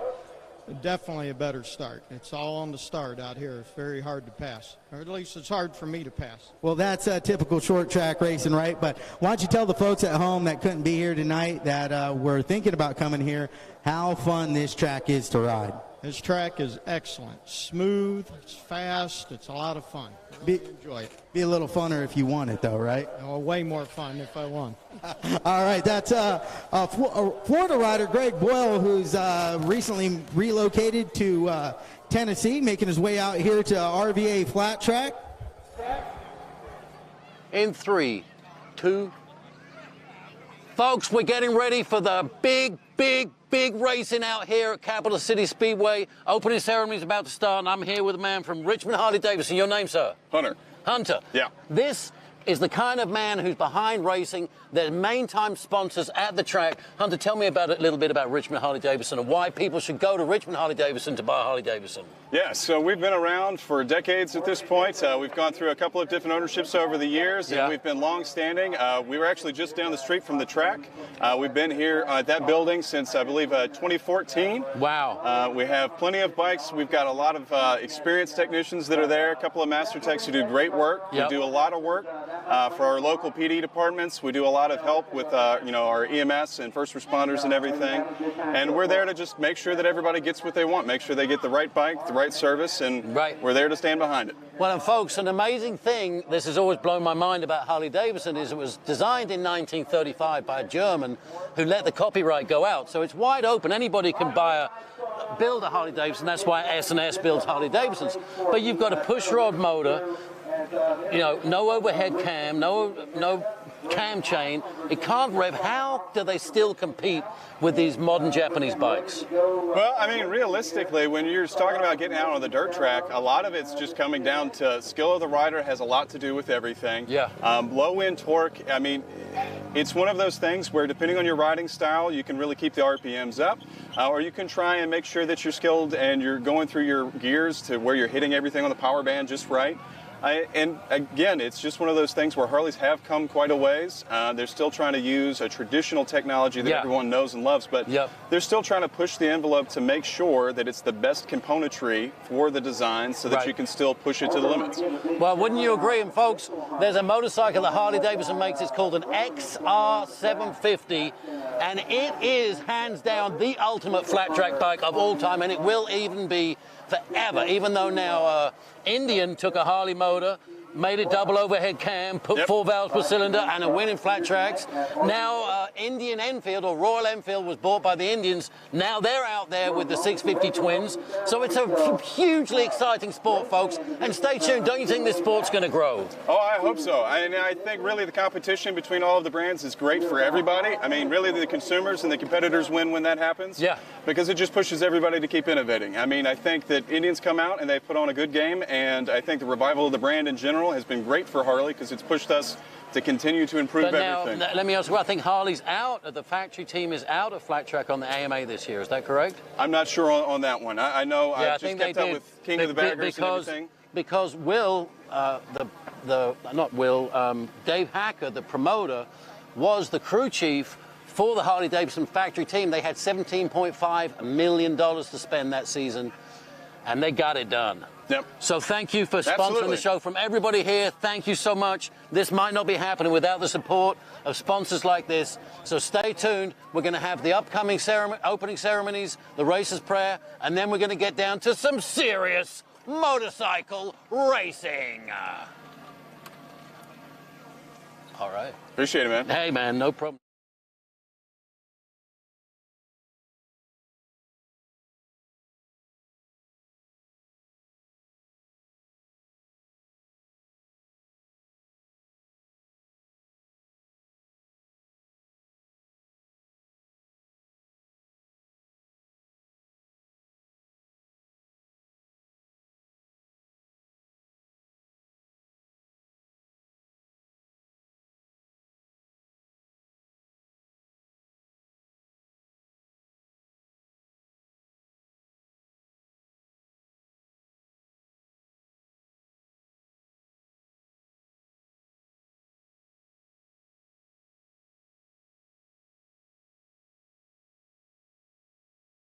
Now, Terry, back up, put it in reverse, and get down to the infield, Uncle Terry. Come on.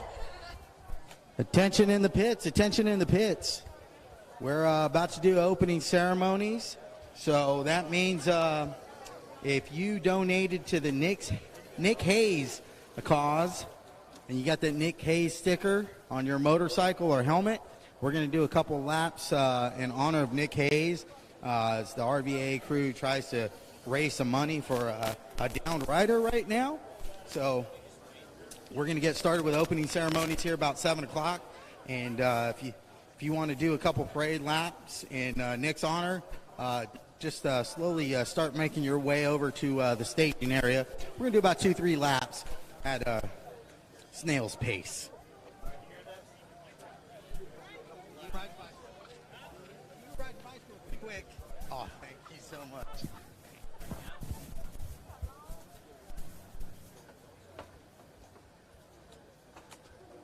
All right, cooler temperatures as that sun goes over those trees. I know I'm enjoying it. I'm sure you folks are enjoying it. We appreciate you guys all for, braving this heat and humidity out here. And now, as the sun starts to set, we're going to enjoy its benefits. And that's going to mean great racing, a faster racetrack, and cooler temperatures.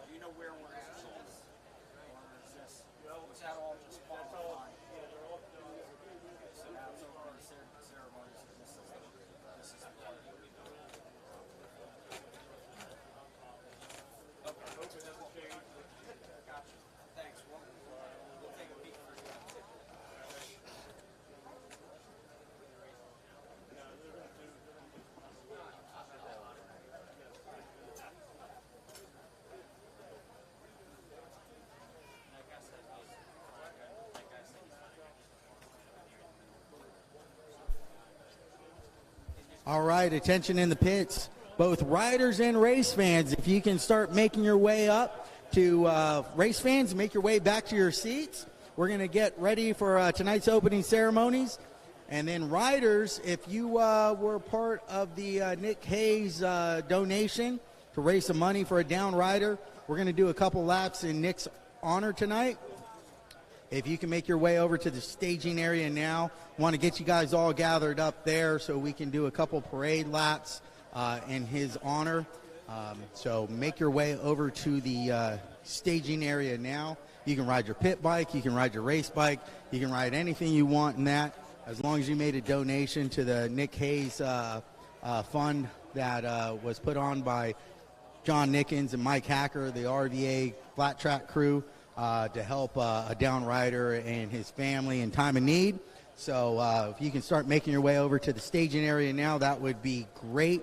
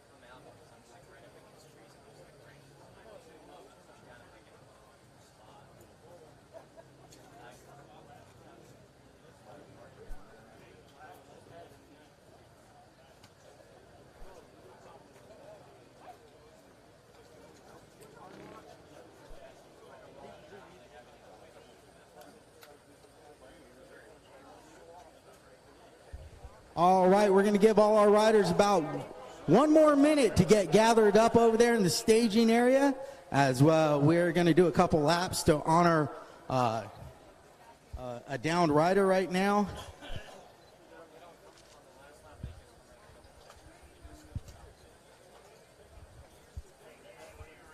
We got the Turner Racing gang here, who is a big part of tonight and this weekend's event. We're going to talk to these guys in a minute and just see how much they care about flat track racing in this part of the country, and a little bit about their contribution to make this event possible here tonight.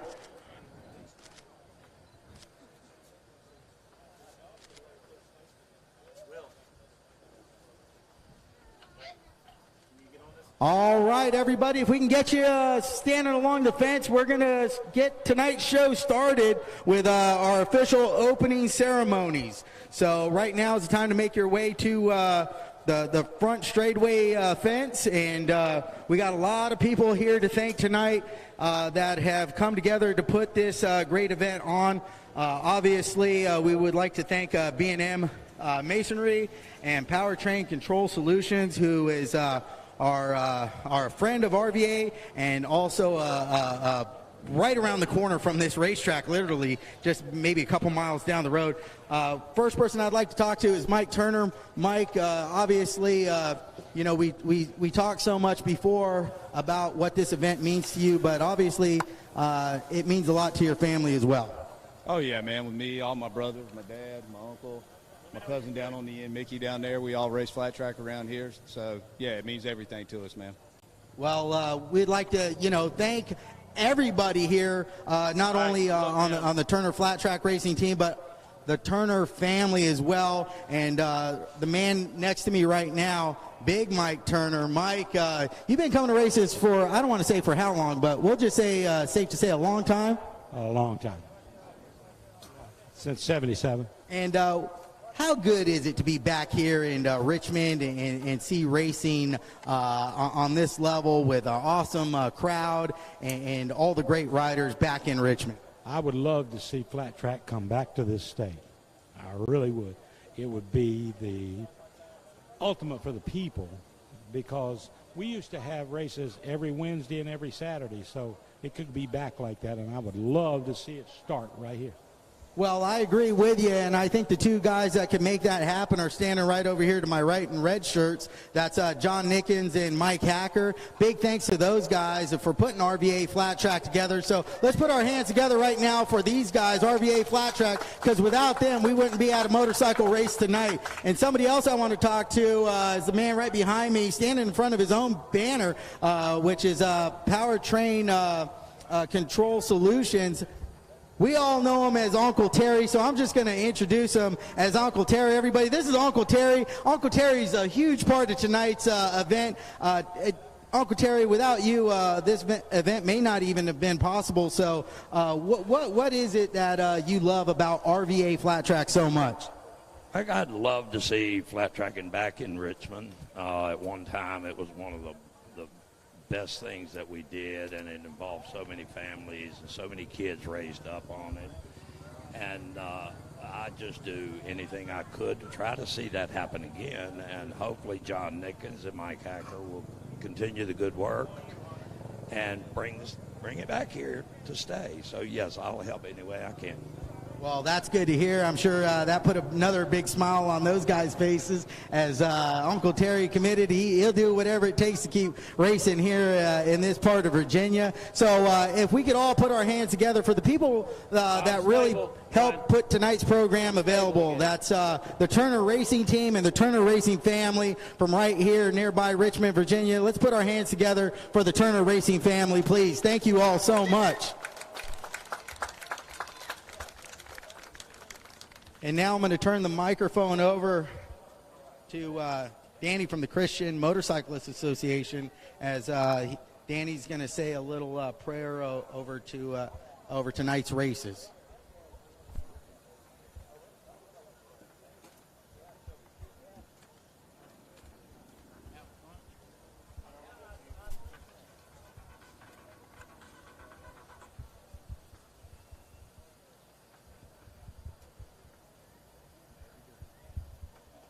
May Almighty God, creator and ruler of the universe, watch over and protect these motorcyclists. We also ask that God bless you in every area of your life. May your family and other relationships be blessed. May God provide you for your needs both financially and emotionally. May you experience continuing life-changing relationships with Jesus Christ, his salvation, his peace, his love. May the blessings of God rest upon you. May God's life-living presence light up the dark areas in your life now and forever. In the name of Jesus Christ we pray. Amen. And if you can all please remain standing and remove your hats, as I'd like to introduce this fine young lady. She likes to call herself the Savage. This is Sydney, the Savage Wood. Sydney's going to sing tonight's national anthem. If we all direct our attention to the center of the racetrack, the stars and stripes that are hanging so beautifully. Sydney, it's all you. Oh, say, can you see by the dawn's early lights words so proudly we hail at the twilight's last gleam, whose broad stripes and bright stars through the perilous fight o'er the ramparts we watched were so gallantly streaming, and the rockets' red glare, the bombs bursting in air, gave proof through the night that our flag was still there. Oh, say does that star-spangled banner yet wave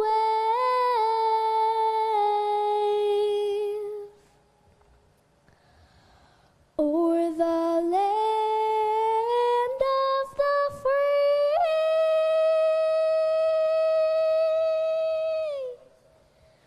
and the home of the brave.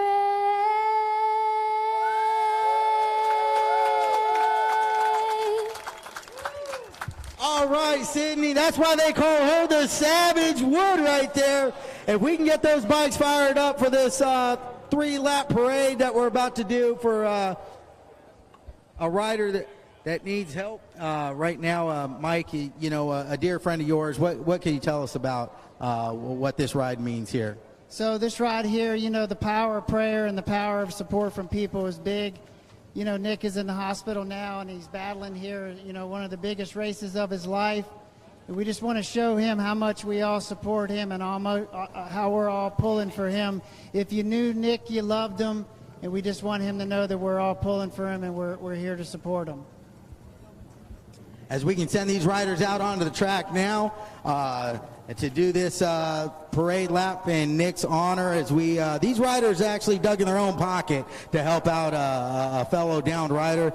We always say it's a racing family, and you know it truly is. So when one's down, we're all down, and that's why these riders have come together, dug in their own pocket, wanted to contribute to Nick and his time of need. So we're going to let these guys do a few laps, and then we're going to get started with tonight's Dash for Cash.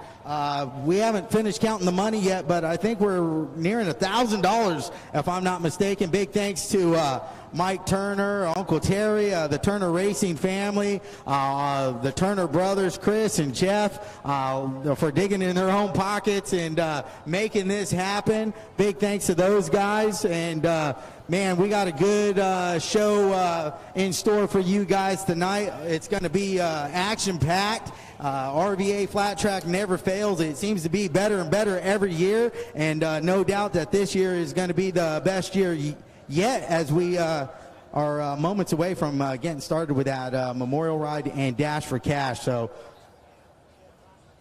not sure what's going on there. I think everybody's just getting their bikes fired up, and they're going to start making their way out onto the track momentarily here. Also want to give a big shout out to all of our event sponsors. Tonight's racing was supposed to be a pay-per-view event, $15. You can view it from home. But our sponsor said, hey, we want to give a little bit of extra to the RVA fans at home that couldn't make it. We're going to cover that cost. So big thanks to Law Tigers Motorcycle, the Christian Motorcyclists Association, Richmond Harley Davidson, Dunlop Tires, the Turner Racing Crew, B&M Masonry, Powertrain Control Solutions, for all stepping in and providing coverage absolutely free for everybody that couldn't make it here tonight. So big thanks to them for covering tonight's cost to stream this event. Also want to thank Pixel Hunters for providing tonight's drone coverage.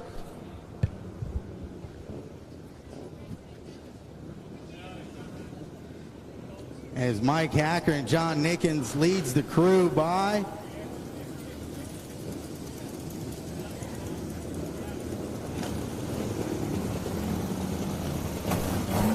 Georgie Price on the 64, Adam Costin, Dan Bromley, man, so many, Max Whale here, Morgan Mishler, Chase Sadoff, Cameron Smith, there's Ron Wood right there, and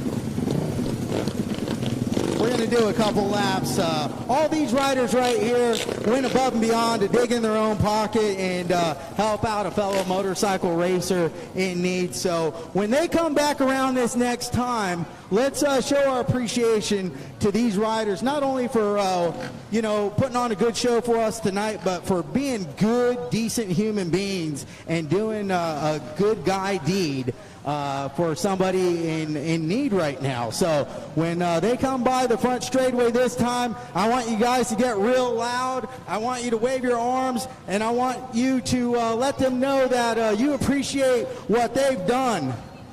So let's put our hands together.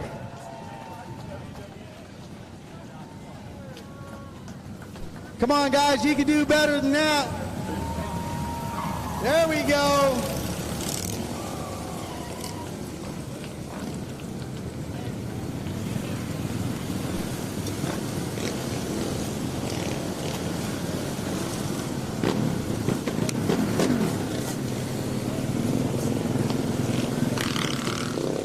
And for any new fans that want to contribute to Nick Hayes, just turn around that white tent where the RVA Flattrack t-shirts are. There's a box over there. It's donation, whatever you want to donate, whatever you want to drop in the box. Pick yourself up a Nick Hayes sticker, and let's all show Nick what this racing family, what this racing community is really all about. All right. Up next, our Dash for Cash. We, like I said, money was pouring in all night, so we're not sure what the Dash for Cash is up to. It was supposed to be $500, which is plenty enough for 4 laps worth of work, but thanks to the Turner Racing family, Uncle Terry, Mike Turner, his brother Chris, and Jeff, they have all stepped in and said, hey, man, $500 isn't enough for these guys for a Dash for Cash. We want to up it up, up that. So they've all dumped in, dipped into their own pockets and up the ante, and we're still counting that cash, so we know it's going to be probably $1,000 minimum. Oh, RVA Flattrack tonight. RVA Flattrack just bumped the Dash to 1,000, folks. Remember, all this cash goes straight to these riders, well deserved.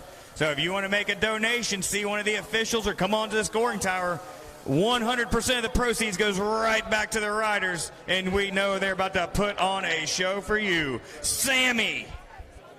This is going to be a good one, Robbie Bobby. I mean, it's going to be a who's who. Any 4 of these guys could win this thing, and it's all or nothing here. The winner takes everything home with them. Second place gets nothing, absolutely nada. So it's really all on the line. 4 laps is, the other interesting thing about being such a short sprint race is these guys don't have to conserve any energy. They can just let it all hang out and really go for it, as these guys are man, it's going to be good as these guys really go for it. You know, 4 laps, they can really let it all hang out. They don't have to hold anything back. And like I said, second place doesn't pay nothing. So it's all or nothing here in this Dash for Cash.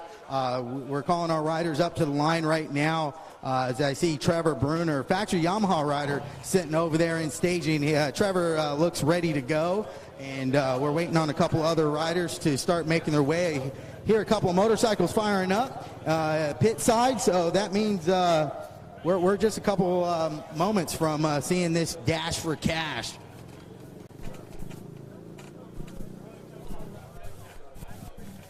Looks like the 48 of Trent Lowe making its way over to the staging area. It's like an AFT National here with all these big names in the house. Factory Honda rider, factory Yamaha rider, and you know, another guy I got to talk to here is the number 29. He's a AFT team owner, but tonight he's a motorcycle racer. We're talking about Nick Henderson. Nick, you made your way into the big show here with look at all these stars of the AFT singles class. That feel pretty good. Yeah, these tracks are fun. It's like it's just a go smooth to go fast, kind of go slow, and just have a good line. So this is actually my type of racetrack. I don't get to ride much anymore, but this is fun. So any bragging rights, since your rider Dan Bromley's here tonight, he's not in this Dash for Cash, but you are. So does that give you some bragging rights on the ride home? I mean, I think if I beat him in the main event, if I don't get tired, I need to think of something I can leverage for the next couple of races at the Nationals, like maybe he's got to wear pink or something like that. Well, that's the number 29 of Nick Henderson on the Memphis Shades Corbin HRP Racing 450 Yamaha in the house tonight. Over here, number 48, Trent Lowe. Trent Lowe actually won last year's main event, and you know, showing that it's no fluke. Here he is. I think he was fast time tonight. He's in the Dash for Cash. I mean, obviously, Trent, there's got to be something about RVA you really like. Yeah, I definitely like this track. It's always pretty smooth when we come here. There's a few holes here today, not bad, but the track's probably the most abrasive I've ever seen it. This is probably the fastest it's ever been. I'm not sure compared to last year's times, but compared to what we've been riding on the circuit, this track is super fast. Well, we'd like to wish you good luck in this Dash for Cash, and I know this is going to be a little test for the main event coming up later. That's number 48 on the Turner Racing Factory Honda Trent. Moving our way over here to the number 13, the second factory Honda rider, Morgan Mishler. Morgan Mishler, man, that was a big win in that heat race you had. That's got to be a huge confidence booster, because that race was very reminiscent of AFT National. I mean, a lot of heavy hitters there, and you pretty much seem to have them covered pretty well. Yeah, I mean, this place is just a matter of perfecting your marks, and I mean, you know, we got a couple laps around this place, so obviously this bike's working great. Thankful for everybody helping us out and making this all possible. So, you know, we're just going to go out, see what kind of start we can get, see if we got to get sporty or not, and ideally not have to, but just put in those good laps. Well, it's short track racing. That's number 13, Morgan Mishler on the factory Honda. And our last guy lining up in this Dash for Cash is the rider, Trevor Bruner on the number 21. Trevor, kind of a surprise to see you here. Weren't sure you were going to make it or not, but here you are in the Dash for Cash, so I guess you made the trip worthwhile so far.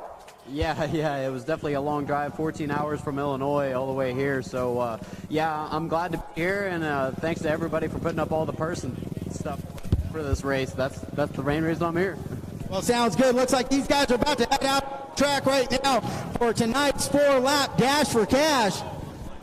All right, folks, line up on the fence. These guys are going to do what they call a wave lap. They're going to give you a little Morgan show Mishler for one side putting lap. it up on the Make rear sure wheel. you He's wave feeling good back tonight. at them. They want you guys to appreciate it just like you do. I would say it's the Throw them a deuce sign and give them a wave. Actually, that was Trent Lowe.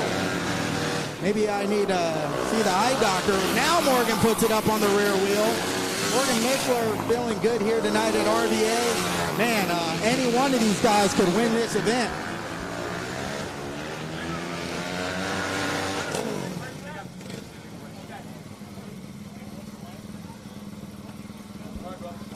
48 of Trent Lowe takes his spot on the inside pole.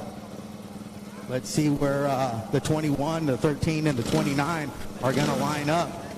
Looks like the 21 wants to take that second position with Nick Henderson going for the outside. Pretty gutsy move here on short track race.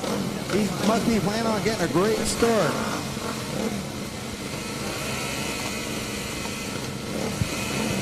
Four laps, $1,000 on the line, winner take all. Here they go.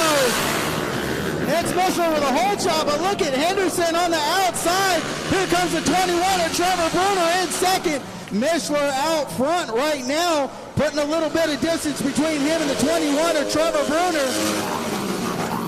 Morgan Mishler out front looking good. 1 lap down, 3 to go.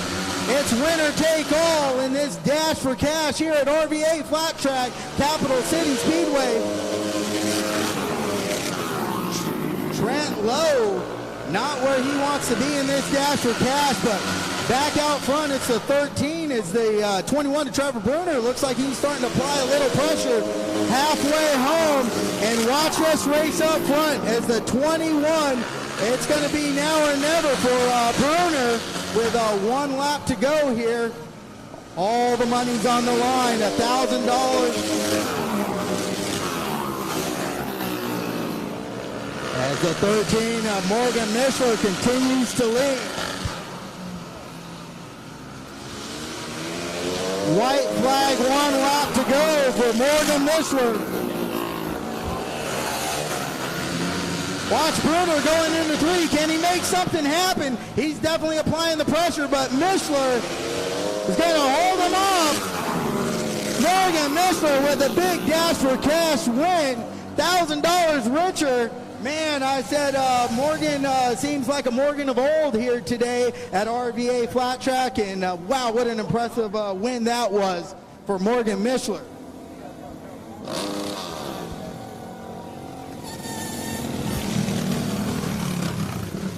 Let's put our hands together for our dash for cash. Morgan Mishler on the Turner Racing Factory Honda. Boy, Morgan, that's got to feel real good on a couple different levels. It's got to feel good to win $1,000. It's got to feel good to win, right here in your team owner's hometown. Yeah, I mean, that's the reason why we come. We want to put on a good show. Hopefully that was a good show. And, to be able to leave here with 1,000 extra bones feels good. Come a long way from Wisconsin, so kind of traveling all over the place. But to be in this beautiful state with a bunch of beautiful people is always a pleasure. And so that's got to be, I said after you won that heat race, that has to be a huge confidence booster. Now to go out here in the dash for cash where it's really all on the line, you did it again. I mean, you got to be feeling really good for tonight's main event. What's going to be the key to tonight's main event? Man, I ain't changing anything on this bike. But, yeah, just nailing the start. Obviously, I don't have a mirror on, so I can't really see what's going on behind me, but just a matter of nailing those marks, being smart, and being able to make something happen if we needed to. But ideally, that's going to be the situation that the main event brings, where just able to knock out 6 good laps at a time. You got someone eyeing you up over there, and there's the Turner Racing crew right there. Proud of their boy, Morgan Mishler, on the Turner Racing Factory Honda. Let's put our hands together one more time for our Dash for Cash winner, Morgan Mishler. Maybe he could do it one more time tonight and bring home all the money. We'll see how it works out.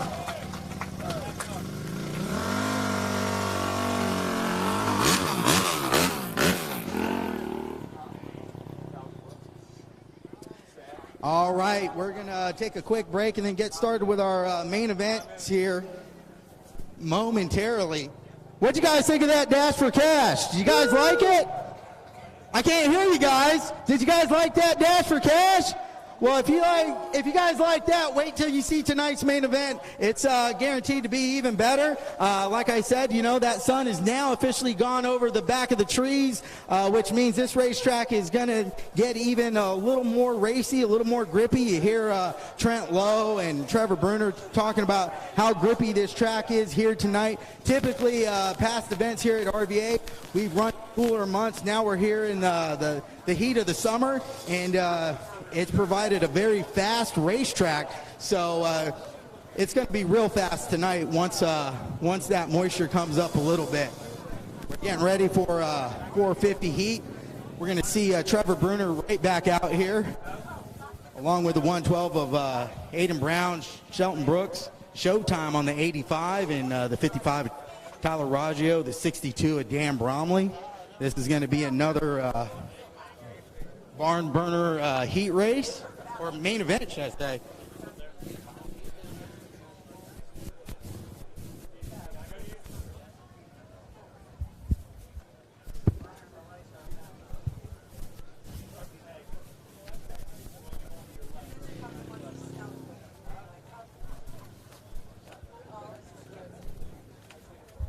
Robbie Bobby up in the tower.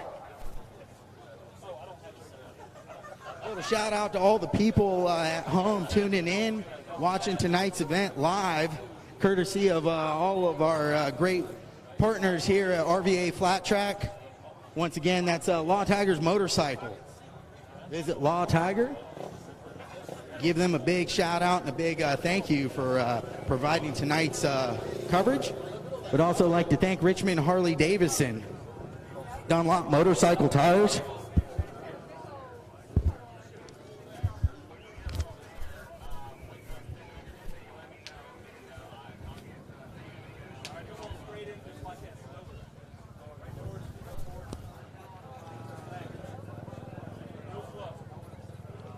All right, we're getting the call to send these guys out to the line.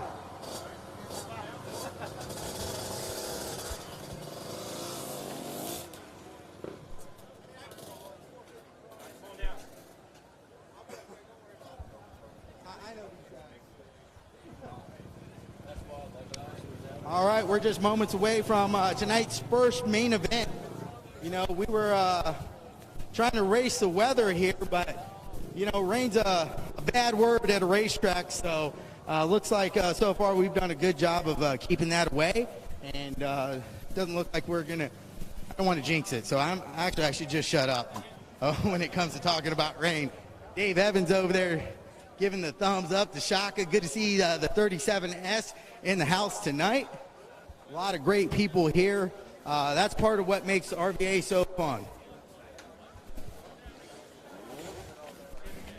Cameron Smith, if you can make your way up.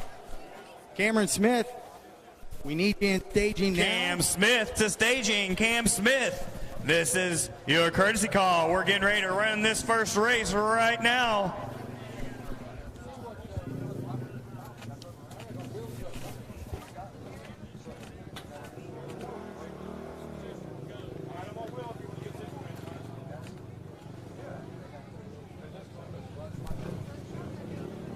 All right, we got motorcycles on the racetrack for tonight's first main event.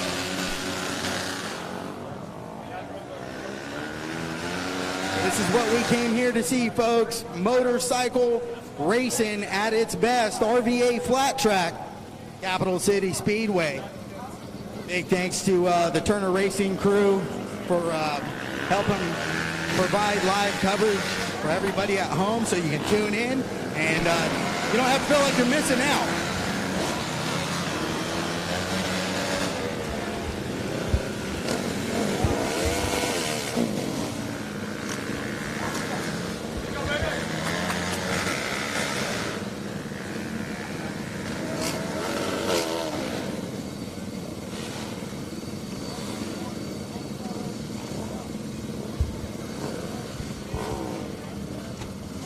All right, 450 Pro-Am main event.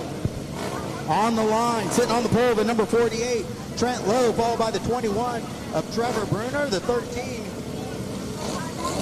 of Morgan Mishler, the 18 of Max Whale, Australian rider on the Red Bull KTM, the 22, look at this, the 22, Jonathan Conaby, finding himself in a sea of AFT riders on the front row. On the outside, the 29 of Nick Henderson. Back row, Walker Porter on the number 10. Tyler Raggio on the 55. Cameron Smith on the 34. As we get ready to go here, first main event of the night, RVA Flattrack, here we go!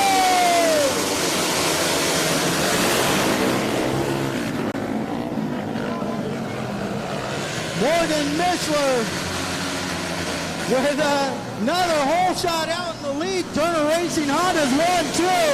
Lap number 1. And look who's in third, the young gun. KTM Johnny in the third spot ahead of Trevor Bruner. Bruner looking to make a move on the 22, but back out front it's the 13 of Morgan Mishler. The Turner Racing Hondas go 1-2 as they start to put a little bit of space between themselves and the rest of the field. Perhaps a little pressure from Mishler from the 48 as Trent Lowe, last year's main event winner, looking for a way around the 13.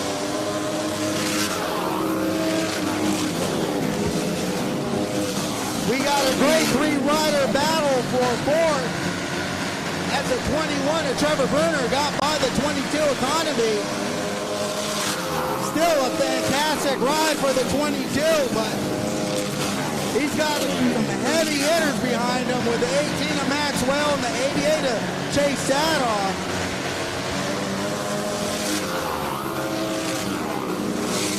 Out front, the 13 and 48, nose to tail.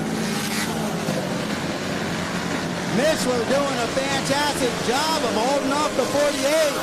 Now, they might be teammates in the pit, but on the track, they are competitors as the 13 and 48 go at it.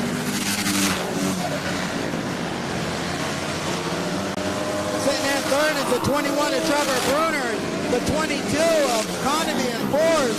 As the halfway flags are showing, halfway down, halfway to go. Economy holding the fourth down, doing a great job as well. Looks for a way to put a wheel in. That's a heck of a battle there for the fourth spot. And then we got another battle, three-rider battle over the sixth spot with Henderson, Aiden Brown, and Tyler Raggio. Our leaders are getting into lap traffic as Aiden Johnson moves out of the way. And look at this, folks, the 21, the Yamaha, Trevor Bruner, finds himself getting closer to the top two. Here comes the 21 of Trevor Bruner, sneaking up on the two Hondas. Now they're running 1, 2, 3. We got Maxwell down. Maxwell's up. He seems okay. He's still got the bike running, but up front, it's Honda, Yamaha, Mishler, Lowe, Bruner, 1, 2, 3. As Mishler comes up on the number 10 of Walker Porter to put him a lap down. This is going to really tighten up that top three group right now.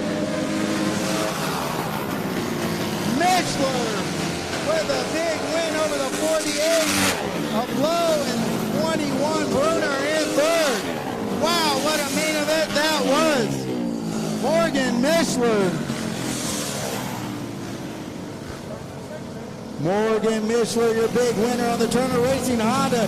He knows that had to feel real good as you see him grab the checkered flag.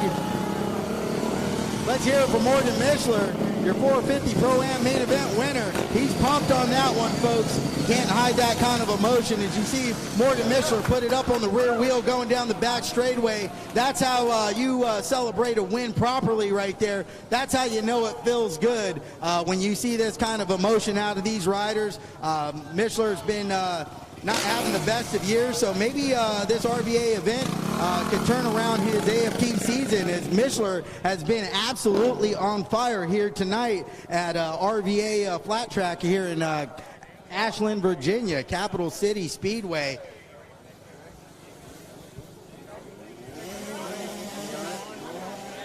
Next race coming to the line, the 85cc main event. Lining up on the pole position, heat race winner, Saddle out of Illinois on the 11X, followed by the Florida-based rider, Brody Hansen on the 99. Good to see Brody make the trek up from Florida. Nephew of three-time Grand National champion Kenny Cooldeath. Lining up third is another Illinois rider, Braxton Reagan.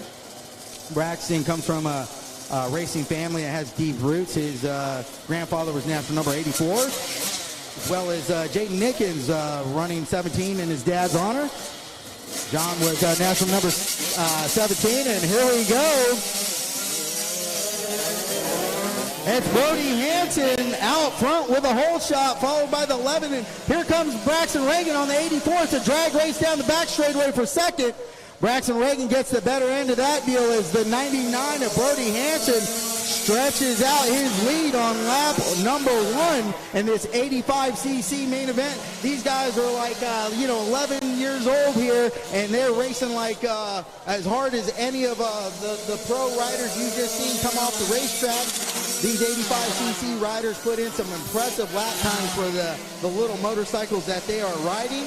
These guys are fierce competitors and future stars of our sport as the 99 of Brody Hansen out of Florida continues to lead this main event. So right now it's Florida, Illinois, 1, 2, 3 with Virginia in third. That's Jayden Nickens on the 17 and fourth, should I say, as Brody Hansen continues to dominate this 85cc main event. Brody Hansen doing a fantastic job.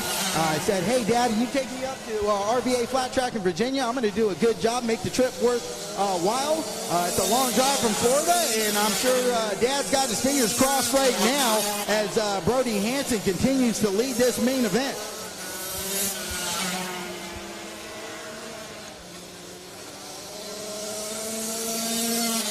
Brody Hansen followed by the 84, Braxton Reagan.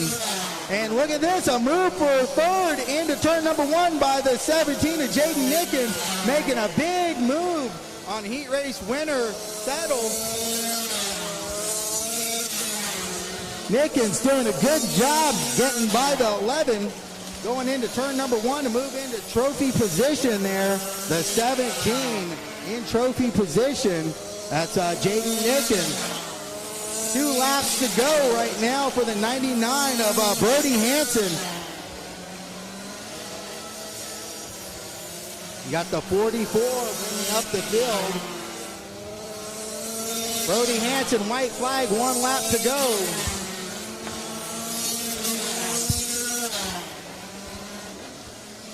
Brody said, check me out, Dad. We might have come from Florida, but we're going to win tonight in Virginia's number 99. Brody Hansen gets the win here in the 85cc class. Big win for Brody Hansen, making the drive from Florida worthwhile over the 84 Braxton Reagan. And how about that ride from the 17 of Jayden Nickens? Put your hands together when these little guys come by. They rode their hearts out. Let them hear it when they come by. Brody Hansen, your 85cc main event winner.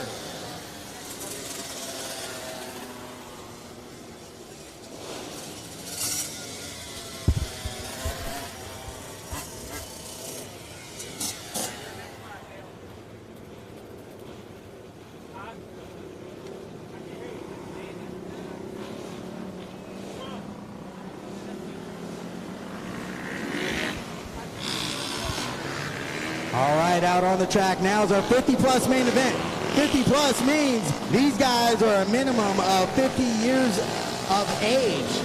They may be old officially on paperwork, but out here tonight on the racetrack, once the helmet is buckled, these guys are young, hungry lions out for blood. As the 50-plus riders line up on the inside, you got Tom Boschert out of Pennsylvania. You got Greg Boyle, Tennessee rider on the 27. The number 9 of Enrowdy lining up third. In the 4th position, the 64B New York rider Kenny Dolan on the 6th Street Special. The number 91 of Chad Mason. And New Jersey rider DeSantis on the 42A on the outside of the front row as our official starter gets the 2nd and 3rd rows lined up.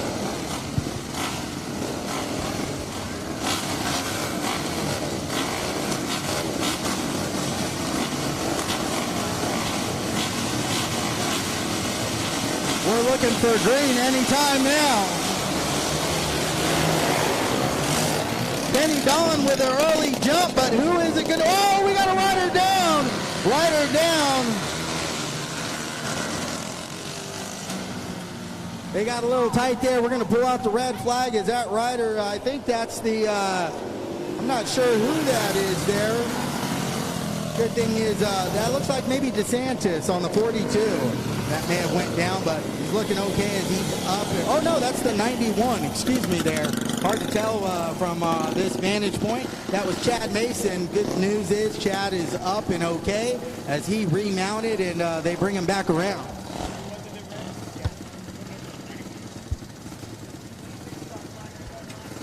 We're going to do a complete restart since we didn't get one official lap in. I believe that 91 is going to have to go back to the rear since he caused that red flag. That's the 91. Well, it may be hard to identify now because his front number plate came off in that pile up.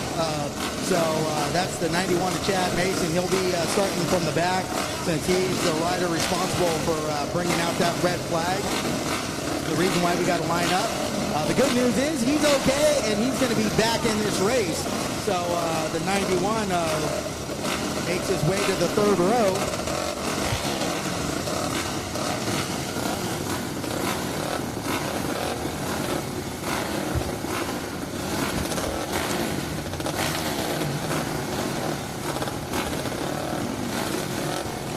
Okay, as we get this lineup out. We got the 72 back there needing a little help getting the bike fired.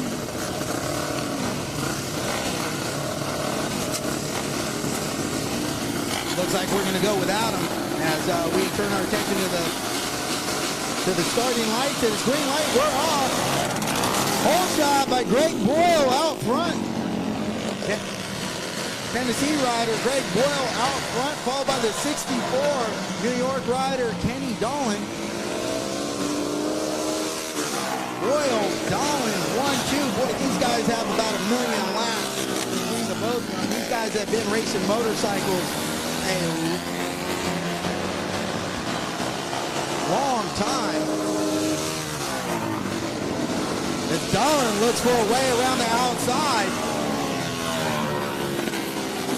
Dolan making a move on the outside, going into turn 3. Doesn't make it happen.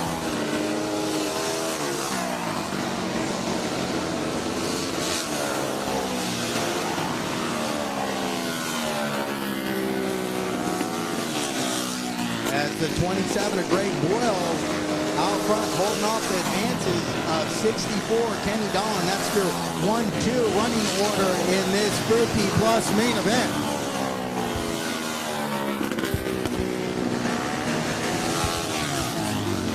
New leader Kenny Dolan putting a big move on the 27 of Greg Boyle. Halfway flags out now.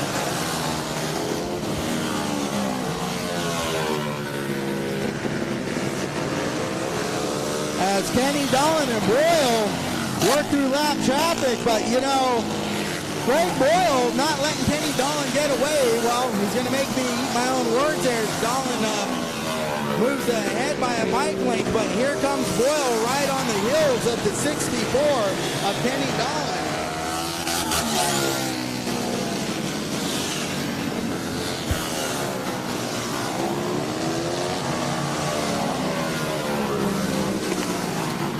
Laps to go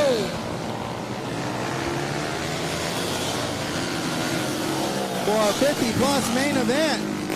Well, we got riders spread out all around this racetrack. White flag that time by.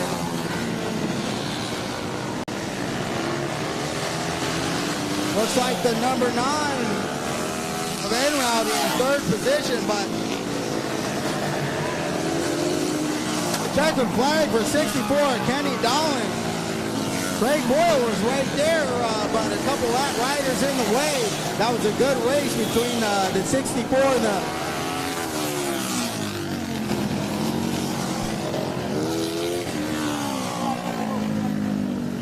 Great race right there between the 64 and 27. Dolan and Boyle. New York and Tennessee riders going at it with the number 9 of Enroute in third spot there in that 50-plus main event.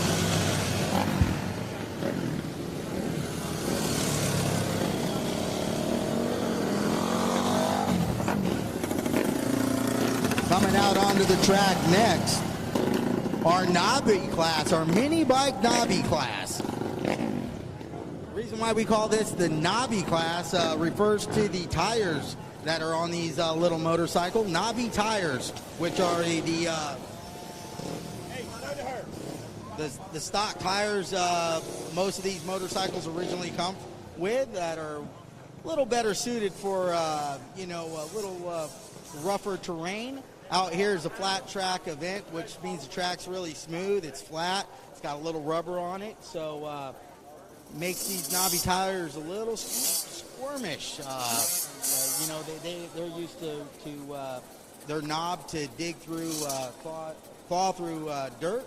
And out here tonight, they get a little slick as they try to navigate this racing groove that we have here tonight.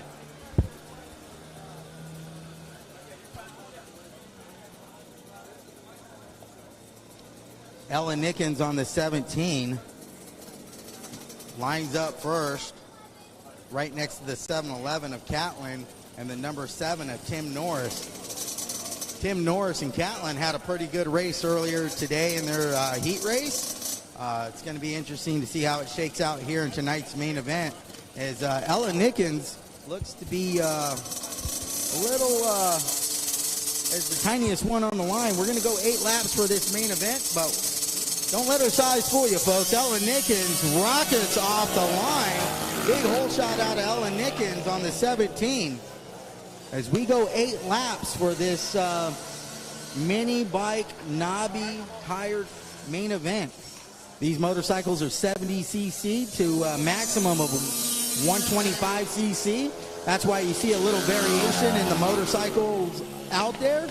As you see everything from a little 60 out front to a 150 in second and a 110 in third. But the thing that's going to keep these things on the even playing field is the Nabi tire. So Nabi tire, 70cc to 125cc main event out on the track now, with Ella Nickens out front leading the way. And look at this. Second place, the number 7 currently, Tim Norris. He finished third in his heat race, which means Tim went back to the pits and gave himself a little pep talk and said, I think I can do better in the main event. And he's out there doing exactly that right now, as he finds himself in second position here in this 8-lap main event over the number 7-Eleven of Catlin. These two riders kept each other pretty honest in the heat race earlier here tonight. But back out front is the 17E of Ella Nickens. Just put it on cruise control, Ella, as she's may have second and third place in her sights here pretty soon, as she put quite a distance on the rest of the field.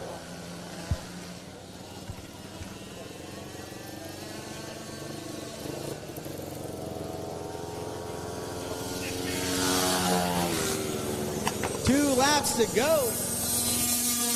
Make that 1 lap to go now for Ella Nickens. She's so fast, she went from 2 laps to 1 lap pretty quick, as she may inch up on the 7-Eleven of Catlin here, as she looks for the checkered flag this time by the main event winner, the 17 of Ella Nickens.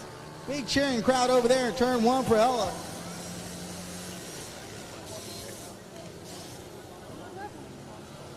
Here comes your second place finisher, the number 7, Tim Norris, Catlin on the 7-Eleven in third.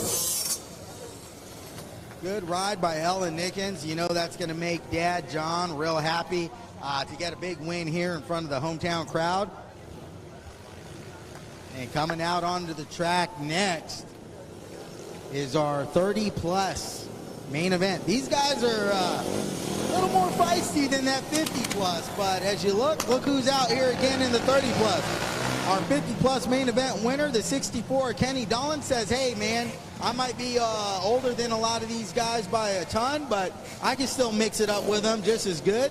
As Kenny Dolan makes his way around. But right now it's the 29, and Nick Henderson is going to be on the pole position.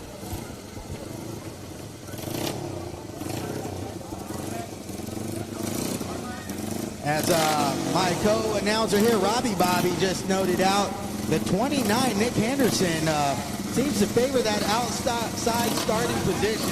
Not a real popular choice here on the short track, but for Nick Henderson, he's making it work. Got the 28A, former Grand National winner, Ricky Winstead. Sean Glass on the 51, Buono on the 96, and Bennett on the 34, looking for the green. Here we go. Ricky Winstead with the hole shot for a second, but not for long as the 29 of Nick Henderson overtakes him. Whoa! Dolan gets into the 28, and down goes Winstead on the 28. Looks like Dolan may have lost his brakes. I see his brake pedal hanging down there. Maybe that's the reason why he went into that turn 3 with a ton of steam, collecting the 28A of Rick Winstead. Rick Winstead looks like he's sitting up over there on the outside of turn 3.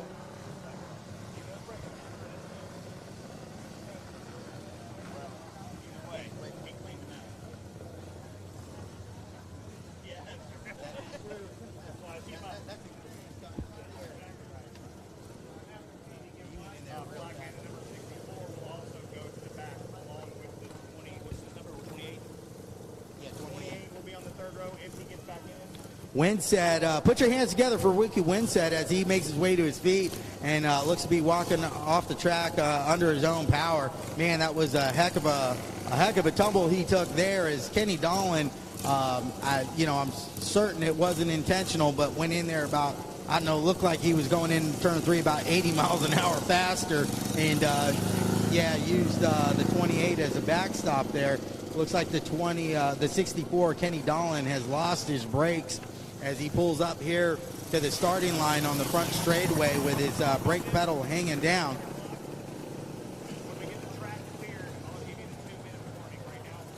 Ricky Winstead walking off the track.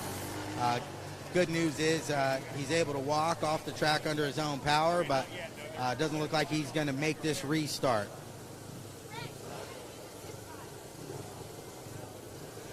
That was a hard hit by the 28 of Ricky Winstead going down there in turn 3.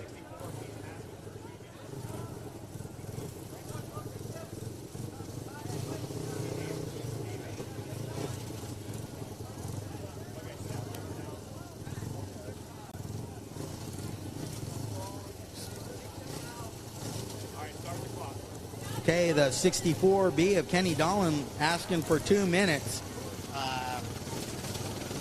Looks like he's trying to fix his brake problem.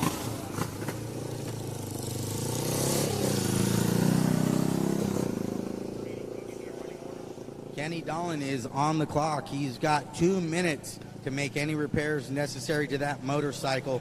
As you see him with a zip tie trying to, I'm not sure what he's doing there, whether he's trying to get a brake pedal in place or what he's doing. Looks like he's got a zip tie in his hand, and that's going to be his answer to his problems right now as he attends to his Rotax. Doesn't look like that is going to quite work for him. Gets a little helping hand from the 96A. Looks like Kenny Dolan's working his brake pedal. I see some brake there, so looks like we got 1 minute left on the clock for Kenny Dolan to fix this brake issue. I seen him pumping the pedal, so it does look like he does have brakes. He may have just lost the brake pedal pin that holds the brake pedal in place, and maybe that's what he's trying to fix there with a zip tie. Yep, looks like he's got the brake working there as it goes down and returns.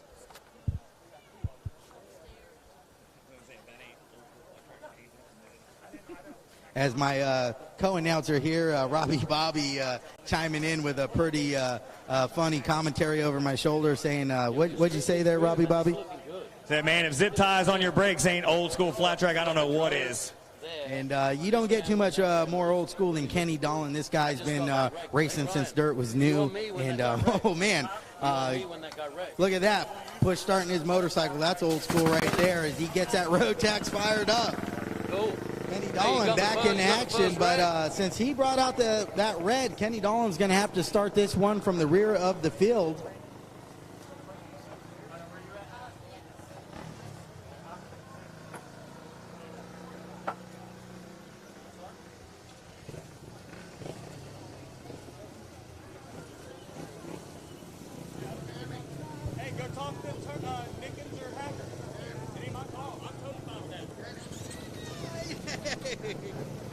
Hey, you need to let us know soon. Yeah, no, I know, yeah. What do you got here right now? I was thinking of you when I was announcing it, Nick. Yeah. I'll talk to you before the night's over. You going to be here tomorrow, too? All right, we're getting ready to line them back up and go at it again in this 30-plus main event. Looks like the 64B, Kenny Dolan, is going to have to start on the back row this time.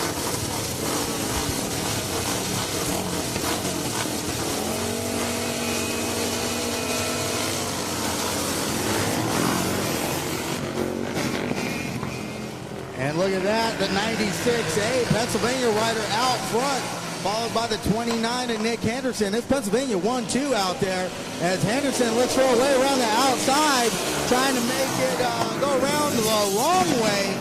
Nick Henderson finds himself in second. Now dives to the inside of the 96 going into 3. Henderson's in a hurry to get by, but right now Toronto's doing a great job of holding off these advances as Henderson just can't seem to get by no matter what he's trying. And here comes the 64, Kenny Dolan up to third, and new leader going into 1. Oh, flips Bono. Bono goes down. Oh, man, Henderson just got into Bono a little bit there and took the bars out of his hand, and we're going to go red flag as we got a motorcycle on the track. Go. Good news, the 96A looks to be up and A-OK. Dusting himself off.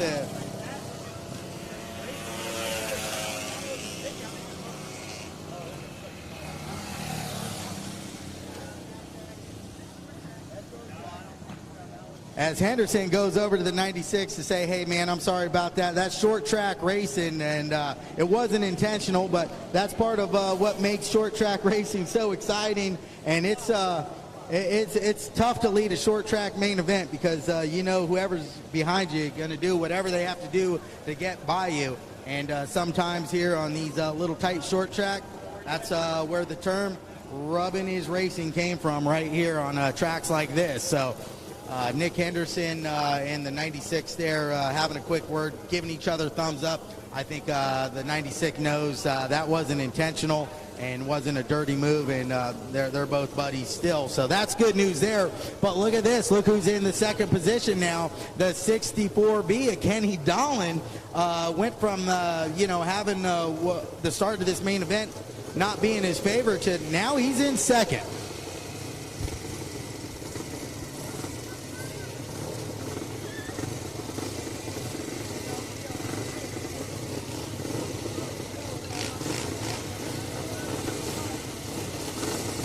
All right, here we go. Single file restart. We're going to revert back one lap to the running order, the previous lap. We got to get Sean Glass on the 51 lined up on the outside.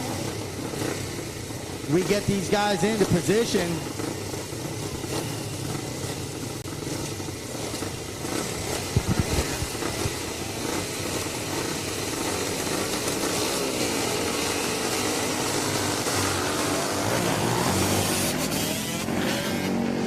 Here comes the 64B of Kenny Dolan, our 50-plus rider, looking to mix it up here in the 30-plus. Can Kenny Dolan get it done as he starts to track down the 29 and Nick Henderson? Nick Henderson out front. I after you could hear that road tax behind him is Kenny Dolan's got great mid-corner speed.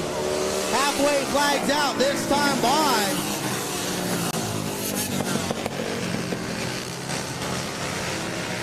As it's a mix of a young guy, 30-year-old guy, or closer to 30 years of age on a more modern DTX bike with a 50-year-old plus guy on a road tax in second.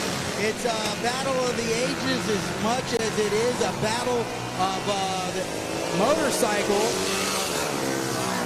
between the 450 Yamaha that Nick Henderson's on and the road tax that 64V Kenny Dolan's riding. That motorcycle's close to working on 40 years old now. But Nick Henderson's starting to stretch his lead here in this 30-plus main event. And check this out, back in the third position, the number 96A picked himself up off the ground and moved into trophy position with 1 lap to go. It's Nick Henderson out front and in control. Nick Henderson on the 29 going to pick up the 30-plus win, followed by the 64 Kenny Dolan. And look at that, 96. Rano putting in third place there after being on the ground earlier in this main event. Great job by the 96 to rebound and come back from the ground to be in third place.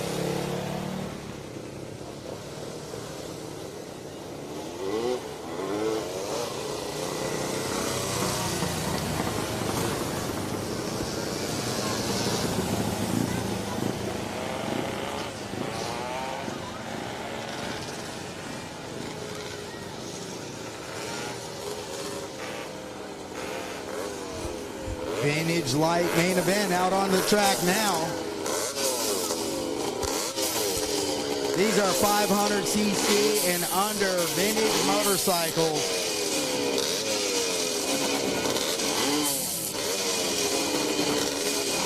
What qualifies as a vintage motorcycle typically is anything that's 15 years and older. As the 41 of Ron Andrews is lined up on the inside of this front row. And Dave Singleton gets a good jump, but it's the number 9 of Enrowdy. Out front is the 16 of Singleton and Tracy Edwards on the outside. We go 3 wide into 3. That opens the door for the 41 of Andrews to try to find his way into third, but Tracy Edwards says, nah, I don't think so, Ron. I'm not going to give it to you that easy, but Ron finds a way around or past Edwards anyhow. And out front, the number 9 of Enrowdy, followed by the 16 of Singleton and the 41 of Ron Andrews. Ron, big heat race winner here earlier tonight, makes a move on Singleton going into 1. Oh, and they touch.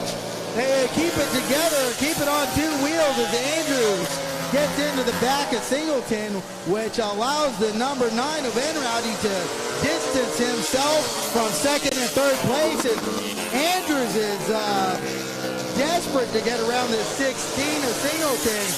He goes on the outside. This time he goes on the inside, gets back into the 16 and makes past. Rubbin's racing, baby. That's what Andrews says as he moves into second place and halfway down, halfway to go. Whoa, look at this. Andrews making big moves. This guy wants to win this race bad as he's all over the back of the number 9 of Enrowdy, trying the outside line this time down the back straightaway. Talk about a gutsy move. Big pass into turn 3 for the 41. Wow, new leader this time around, number 41, Ron Andrews. Man, this guy, he wants it bad. And now he's in the lead of this light main event.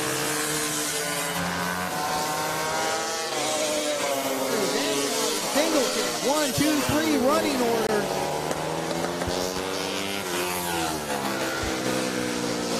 As Andrews comes up on lap traffic.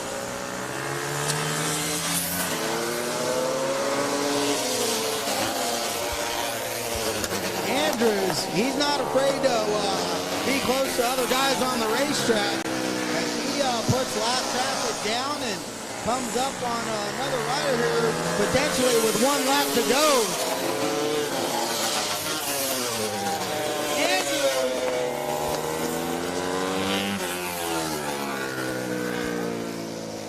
Big winner in the vintage light class.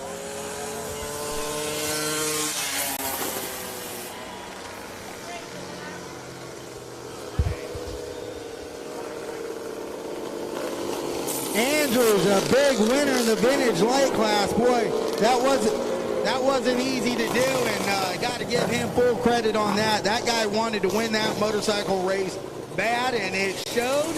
And he's going to be a happy camper when he gets back to the pits and takes that helmet off, knowing that that was not given to him. That was a race win that was earned. Andrews with a big win in the vintage light class. This next class on the track is going to be, boy, this is going to be a barn burner right here. The 250 amateur main event. You got Cody Mishi on the 26, taking his spot on the line next to the 88. Adam Costin on the Scott Power Sports KTM, followed by the 007. That's Monty Petrie making the move up to the 250 class this year. Next to Monty is 84, Braxton Reagan, and then the 17D, Dylan Forrest. Dylan moving up to the 250 class here, and rounding out the front row is the 14 of Ramsel, as our starting official attends to the back row and gets that lineup figured out there. This is going to be a good race.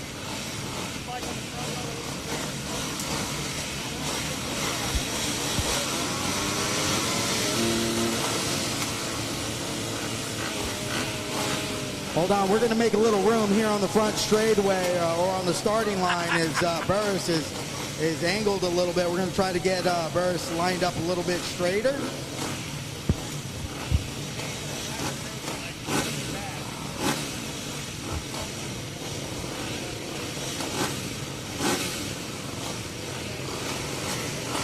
All right, we're looking for the green.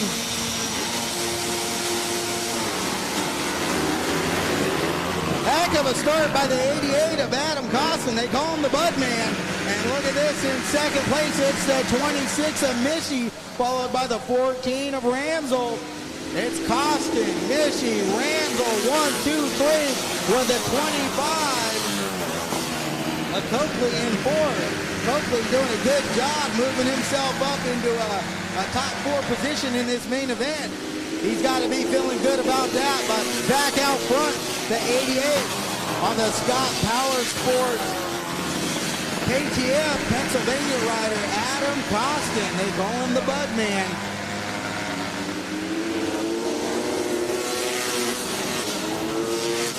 Costin out front, followed by Mishi on the 26. And Ramsel on the 14 and third. It's KTM, Honda, KTM. As the top 3 have broken away from the rest of the pack. And the battle for 4th through 7th is nose to tail with a 25.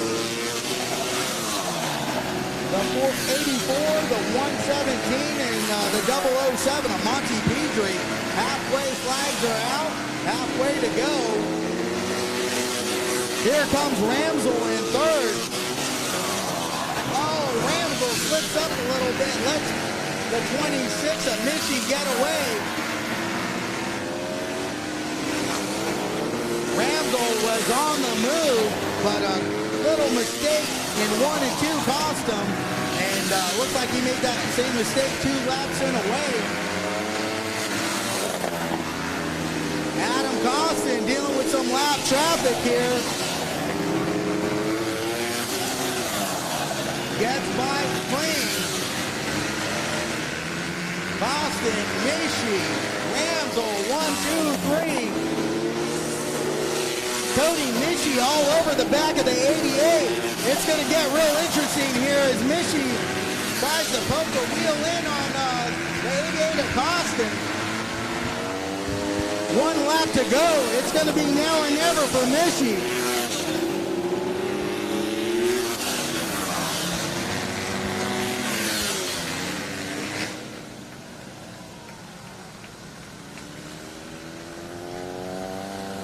Big win for the 88 of Adam Costin on that Scott Power Sports KTM, followed by the 26 of Michie. Great ride out of Michie. He applied the pressure every lap of that main event, and the 88 did not fold under pressure. The 14 of Ramsey was third.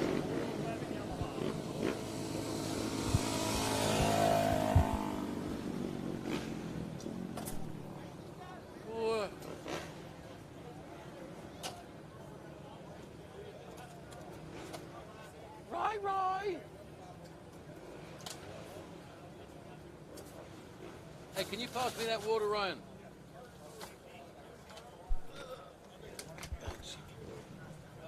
What's that? Oh, because they're back to back, yeah.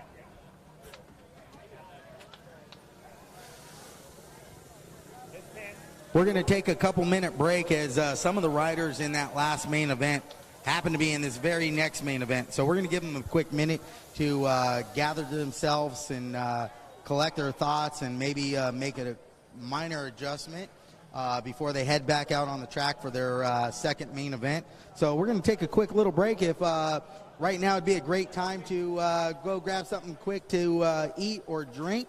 If you care to do so, this would be the prime time to do that so you don't miss any of our racing action here tonight. We're going to give these riders, like I said, a couple-minute break to kind of regroup because we have back-to-back main events for some of the kids that were running that last main event. They're also going to be in this next main event, which is the Open Amateurs main event. This Open Amateur main event is going to find the 10 of Walker Porter, Alabama rider, sitting on pole position. Walker Porter, no stranger to RVA flat track events, makes the trek up here from Alabama every year. Seems to like the racing that happens here on this awesome clay short track, Capital City Speedway. Lining up second on our Open Amateur main event is Showtime, Shelton Brooks on the number 85. Showtime, Shelton Brooks lining up second in our Open Amateur main event. Lining up third is the 26 of Cody Michie. You just seen Michie get second in that last main event. He's got a couple minutes to regroup, make any adjustments if he has to his motorcycle before he gets back out here for this Open Amateur main event. And number 10, Walker Porter, comes out onto the track now. Lining up fourth is the 88 of Adam Costin. So Costin and Michie get to go back at it, this time with a couple other players in the mix. Lining up fifth is the 007 of Monty Pedri. And Aiden Johnson, Twinkie the Kid, lining up sixth, Pennsylvania-based rider. Lining up seventh is the 25A of Coakley. And in the eighth starting spot, the 14 of Ramsel.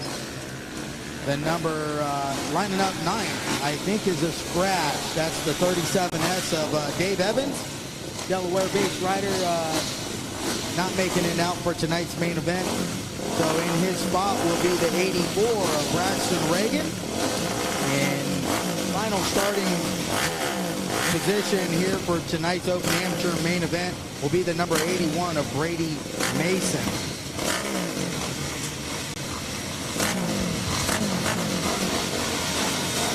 As we're ready to go, looking for the green light, and they're on. Johnson with a hole shot on the outside. We got Brooks down and Ramsel, a whole gang of riders. We got 1, 2, 3, 4 motorcycles down. Looks like Ramsel, Brooks.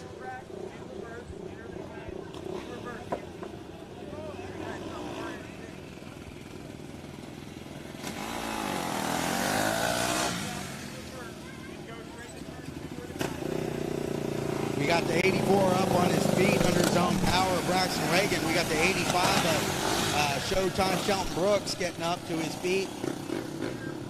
Ramsell, looks like Ramsell's up on his feet too. All the riders look to be up. Cody Mishi included in that group as these riders kind of catch their breath and dust themselves off. That was a pretty nasty looking pile up there in the middle of turns 1 and 2.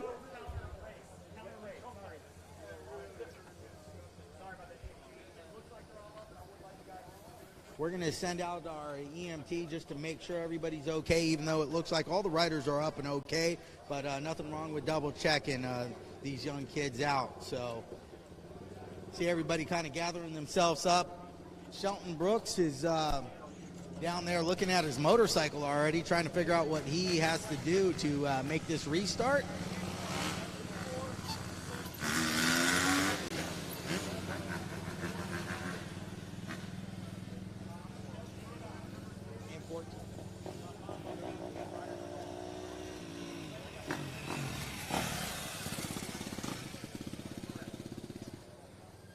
The good news, folks, all these riders are up under their own power, on their own 2 feet. So looks like the EMTs are over there just double checking on Ramsell, make sure he's okay. But from here, Ramsell has his helmet off and is standing under his own power. So that looks to be good to go there. And wow, what a group of tough kids we have here tonight, as all 4 of these guys back up under their own power. We'll see who's able to make the restart, as all the riders are in the hot box located on the outside of turn 1, giving their bikes a little once over for those that were involved in that crash. Shelton Brooks fires up his bike, makes his way back over to the hot box. What a fantastic job our EMTs are doing. Even though they know these riders got up under their own power, they're still going to go check on each one one at a time and make sure they get the thumbs up from these riders and that they're good to go. So big hand to our EMTs for going above and beyond to check out these downed riders.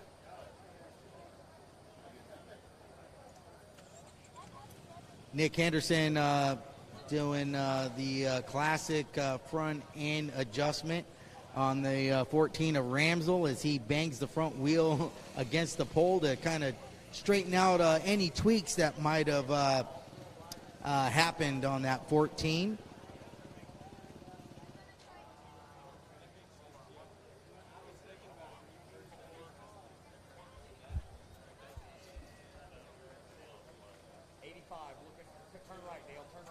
Timing and scoring right now is kind of trying to figure out what the starting procedure is going to be, since typically what happens is the rider that caused the red flag definitely goes to the back, and so they're just figuring out how this lineup's going to go here as the EMTs double check all the down riders one at a time individually just to make sure they're okay, even though we've all seen them up and standing under their own power.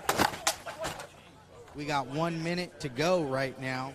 We have 1 minute till it's back to race time. So if these guys have any adjustments to make to their motorcycles or anything to fix that happened in that crash, they got 1 minute to do so. And we're going to get this main event started back up here in a quick minute.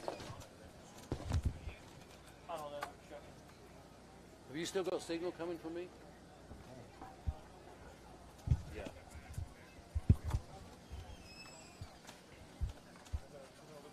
I think I may have had the headphones on. Oh, also want to give big shout out to all of our event sponsors for providing coverage for those that couldn't make it here tonight. If you go to the RVA Flattrack page, there's a link there where you can watch tonight's races absolutely for free, which would have been a $15 cost per individual. All covered thanks to our big sponsors, Turner Racing Team, Richmond Harley Davidson, Law Tigers Motorcycles, Dunlop, and big thanks to M Masonry for all stepping in and covering the cost of tonight's coverage so we can all take part and watch from the comfort of home.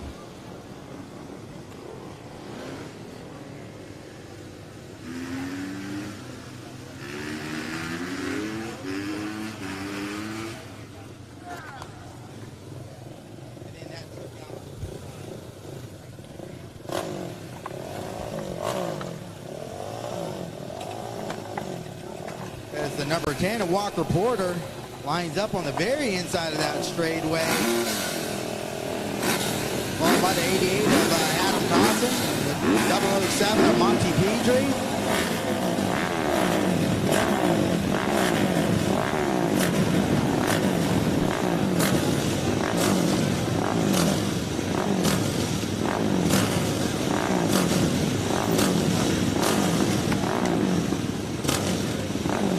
Shelton Brooks having a little talk with our starter there, trying to figure out whether he's going to line up on the back row or not. Starter saying he's got to go to the back row. Cause of that crash. Brooks not happy about that decision.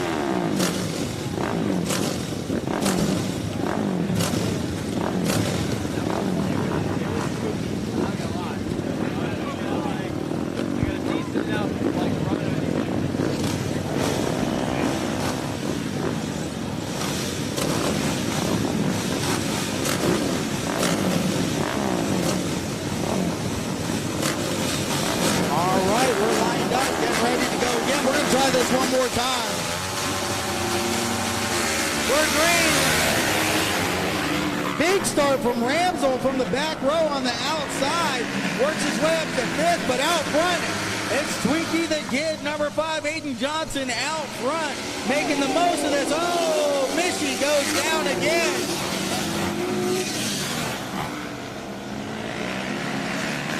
Mishy goes down in turns 3.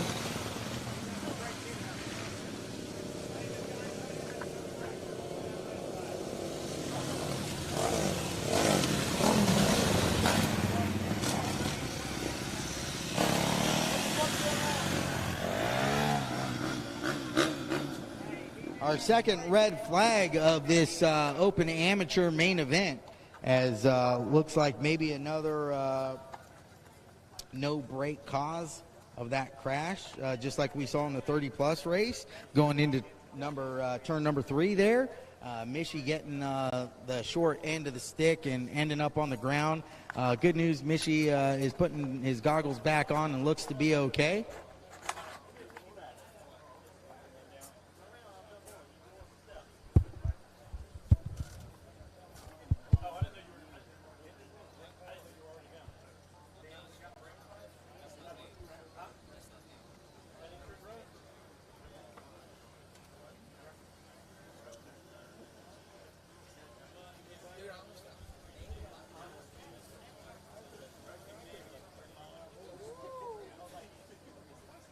Hey, Rod. Looks like we're going to have to line these guys up, and maybe the third time.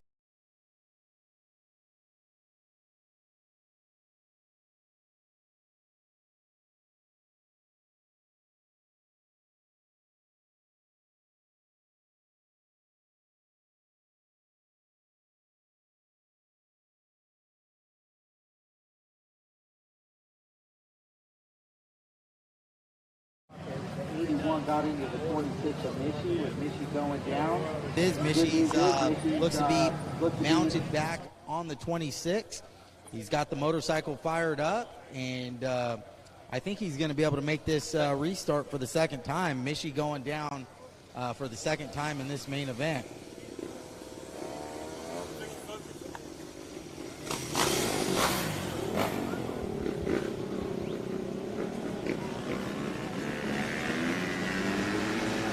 All right, we're going to do this again. Third time's the charm.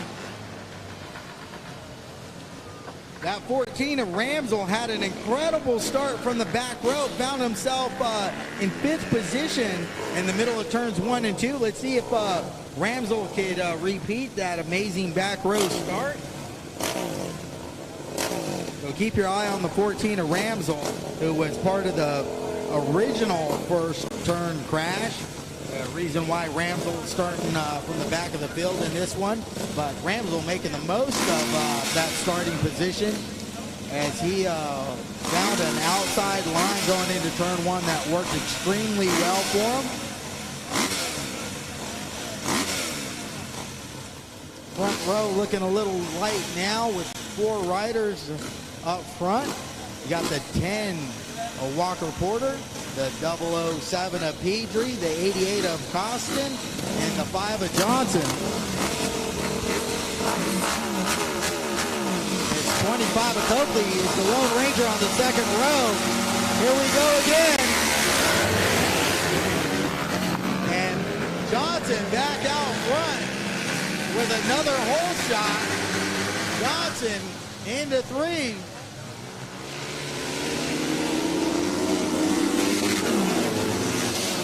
Lap 1 in the books. Johnson leads them as the number 10 of Walker Porter is right on his heels. And here comes the 88 of Costin. And look at this, folks. Look in 4th place, the 85 of Showtime, Shelton Brooks. Wow, where did he come from? Starting in the back, already in 4th position. Showtime, Shelton Brooks moving into the 4th spot. Back out front, number 5, Aiden Johnson doing a fantastic job of holding off the advances of the number 10, Walker Porter. It's Johnson, Porter, Costin, Brooks, 1, 2, 3, 4, with the 25 of Coakley in 5th.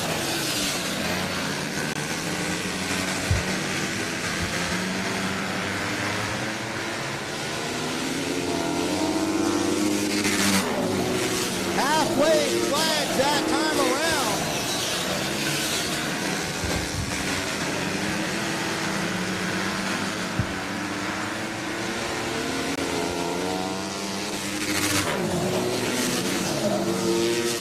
Aiden Johnson out front.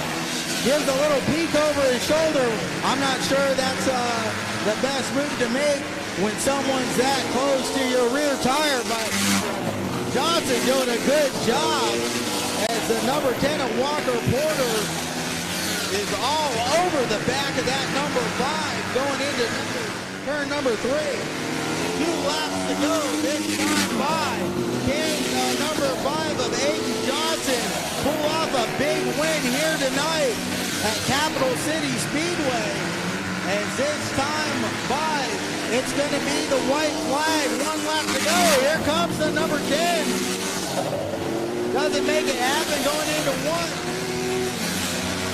Into 3 for the final time. Johnson's going to lead. And at the checkers, here comes Porter, but no, it's Johnson with the win over the number 10 of Walker Porter, the 88 of Adam Costin. In 4th position, the 85 of Shelton Showtime Brooks.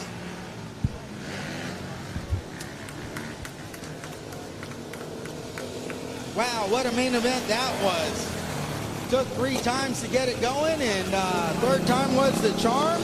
As Aiden Johnson grabs that checkered flag to celebrate his big win over the number 10 of Walker Porter. That's got to feel good for Aiden Johnson to get that win here.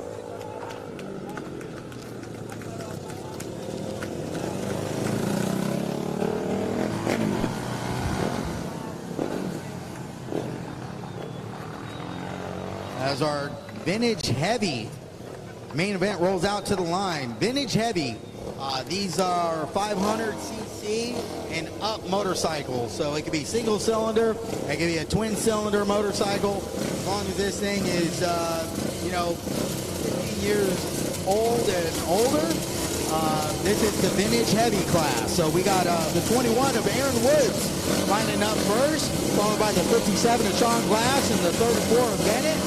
And the 16C of Dave Singleton. Hole shot by Sean Glass on the outside. The 51 with a big start as he put some serious distance over the 16 of Dave Singleton in 2nd, followed by the 34 of Bennett in 3rd. Look at this. In the back, the 21 of Woods. Not in familiar territory for Woods. This guy's typically out front, but woo, he's making quick work of it as he gets into the inside of a Singleton, but Singleton didn't give anything up on that one. Singleton says, man, you're going to have to work a little harder to get by me, as the 21 of Woods and Singleton go at it. The 21 of Aaron Wood says, okay, give me a lap to regroup here. I'm going to have to think of a different game plan. Maybe I'll try the outside this lap, see if I can get by the 16 of Singleton, as Woods on the outside makes it stick, doesn't blow the groove, and man, they're side by side, handlebar to handlebar around 1 and 2 right now. And Singleton holds the position going into turn 3, but back out front is the 51 of Sean Glass. This would be a big win for Sean if he could pull this off, as the 16 of Singleton and the 21 of Woods battle for second and third. Halfway flag shown that last time around, and boy, this is getting dicey here for second. But that's allowing the 51 of Sean Glass to maintain that lead. He's doing a fantastic job out front. Well, keep your eye on that battle for second, and actually now it looks like second and third are catching up to the 51 of Glass. Side by side, Singleton and Wood go into one. These guys are going for it, not giving each other an inch, but they are racing clean, they are racing hard. 2 laps to go as Wood puts a move on Singleton. Can he make it stick? He's got it. We got 2 laps to go for Wood as he sets his eyes on the 51 of Glass. White flag out, and Glass hold off Wood. This is where it's going to all count. It's going to come all down to turn number 3 as Wood puts it into 3 real hard, but Glass has held him off so far. Wood on the outside. Wow, Glass holds off Wood for a big win in the vintage heavy class. Wow, what a race that was for second place. Got to give a lot of credit to both Aaron Woods on the 21 and the 16 C of Dave Singleton. Man, those guys, that was what short track racing was all about right there. Those guys were going for it, not giving each other an inch. Let's put our hands together for the 21 and the 16, because that was a heck of a battle right there.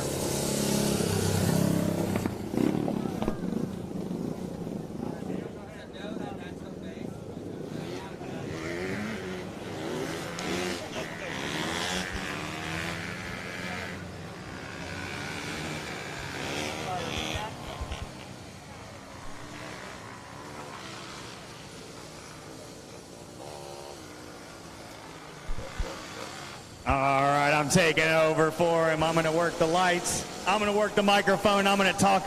Wait, where's my number 8 at? Where's that factory Honda? Oh, they're trying to push him over there, guys. Hold on. We're on hold for just a second. I got a little bit of bias, not a whole lot, but it's for What division is this? Eddie Dean. Oh, here he comes, folks. Look over there in turn 1. The coolest bike out here tonight. Here he goes. He's got the factory toolkit on the back fender and a taillight. He means business. All right, we got Jessup, George Nachaski, Brian Early, Eddie Dean, Shiflett, Allen, LeBeau. This is going to get spicy. Here we go. Eddie Dean gets it into gear on the number 8. Factory Honda XR 200R RRRS. Maxwell admiring that bike, looking at the swing arm angle, checking his gearing out. Eddie Dean, the mean machine. Here we go. Oh, Eddie Dean. Eddie Dean pulls a pre-race wheelie. He files into 4th. We're going to get some numbers on these riders when they come around and see who's who. Oh, they're tiptoeing through turns 3. Those knobbies do not have any grip out here at the 11F. I think that's early. Eddie Dean moves up into the 4th spot. Down the back straightaway they go. Jessup in 3rd. Jessup with a power move into 3. He opens the door up for Dean. It's a 3-rider race now. Oh, look at Dean working the outside. He's got that factory Honda dialed in. Oh, he loses it a little bit. Down the back straightaway, Jessup on the 150. He's coming fast. He's got Early in his sights on the 11.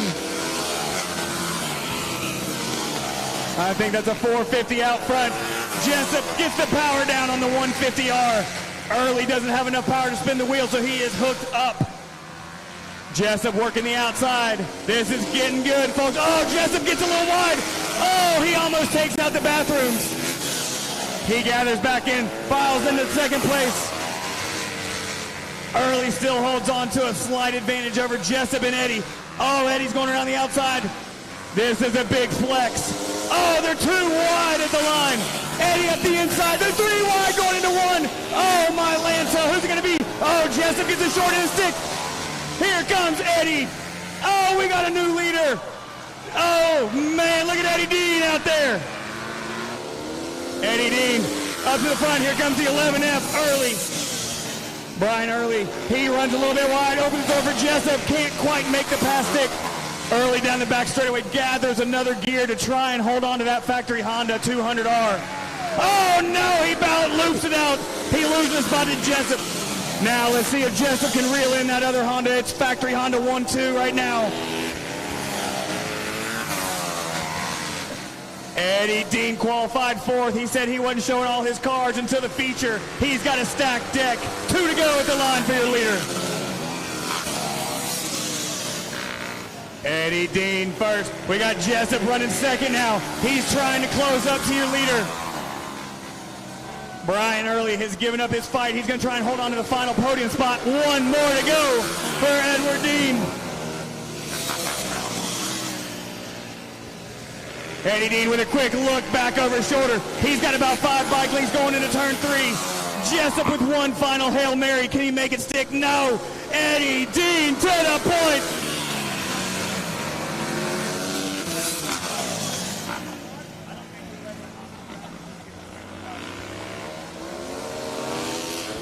Edward Dean, take a bow and take the checker flag. Everybody line the fence. Let's give him a big round of applause.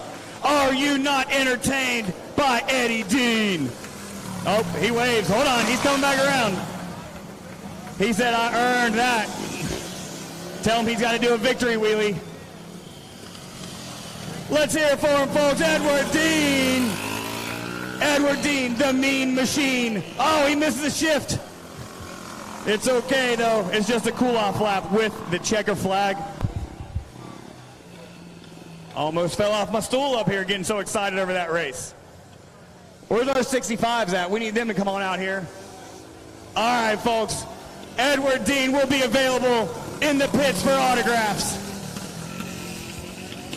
I don't know where my protege has gone, so it looks like I'm talking again unless we can get Chase Sadoff to the announcer's booth.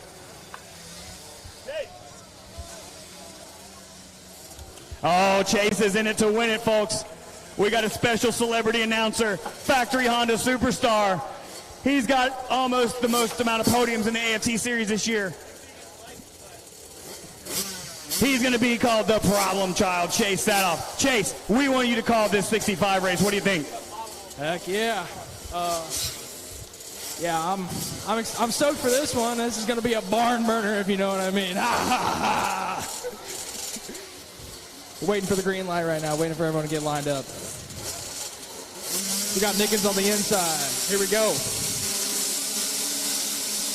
And the light is green. They're off. Nickens with the whole shot. Man, he is just running away right now. I don't know what else to say. Oh, yeah. Yeah, we got, I think Wesley Settle in second. W. Edwards in third. This is a heck of a race, guys. All right, Chase. Well, I'm not a good announcer either, but I'm going to say for everyone, keep twisting the throttle because you're really good at that. Also, racers, if you're done for the evening, please turn in those transponders. We know it's a little bit of a hassle, but please turn in those transponders if you're done for the night. Meanwhile, we got Jaden Nickens. He's got himself a little bit of breathing room over Wesley Settle. They call him the animal. 37. Looks like it's Edwards.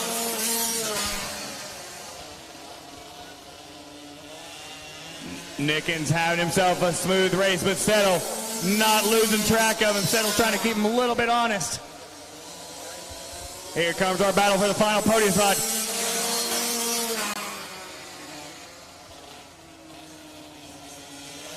Ella Nickens back there working on the 44 and the 37. It's going to be close. These riders want that final podium spot.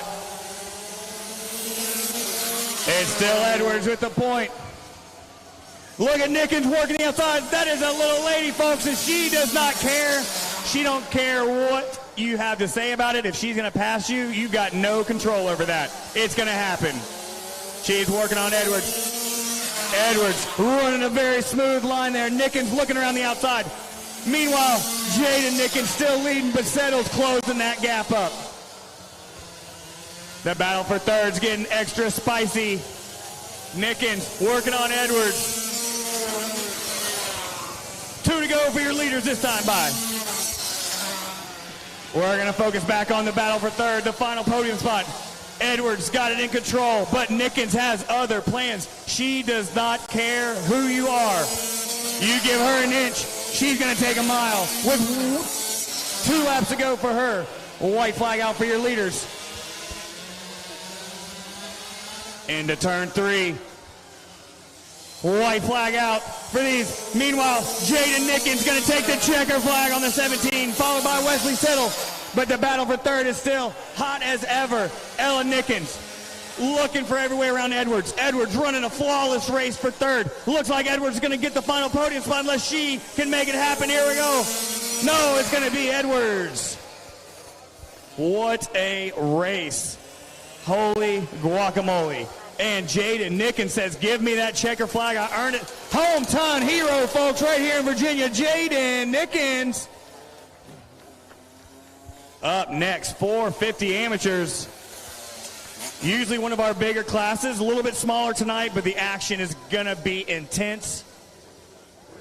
Any one of these guys could win it. Showtime Shelton. Aiden Johnson's already got 1 win tonight. Walker Porter's got a podium. It is going to be good. Showtime Shelton was involved in that big crash just a few races ago, so they had to go back and do a little bit of work on their bikes. I know a couple of the other riders went down as well. I hope we'll see Mishy and some of these other guys back out. Lining them up. Showtime Shelton looks like he's going to pick the high line. High, wide, and handsome is Showtime Shelton Brooks. Here comes Aiden Johnson on number 5. He's already got 1 trip to the victory circle tonight. Looks like we got one of them scratching out. So it's going to be a 3-horse race. Walker Porter to the inside.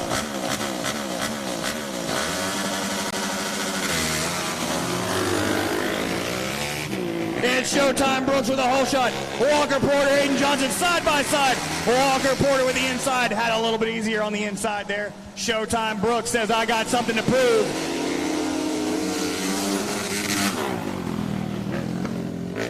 It's Brooks, Porter, Johnson, 1, 2, 3. You can throw a blanket over these 3 riders. It could be anybody's race.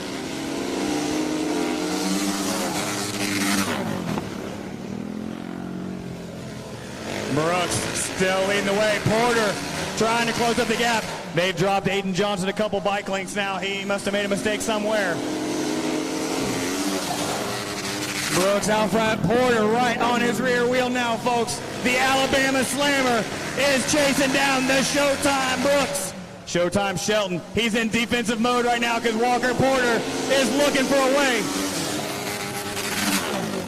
Shelton protecting the inside like a crafty veteran. Walker Porter looking for something on the outside. Looks like they're getting ready to come back halfway. Oh my goodness, we got contact in 3 and 4. Shelton Brooks, Walker Porter. What a ride. They both gather back up. Down the back straightaway. It's turned into a 2-horse race. It's too early to call. Both these riders have their strengths and weaknesses. Porter working the outside on Brooks. Brooks still maintaining that inside line. Porter down around the outside. Porter looking at the inside now. Shelton Brooks. Oh, here we go. Here we go. Porter with the power move. Shelton Brooks, let's see how he responds. Walker Porter with the power play up the inside. Oh, he gets a little bit loose, but so does Shelton Brooks. 2 to go at the line.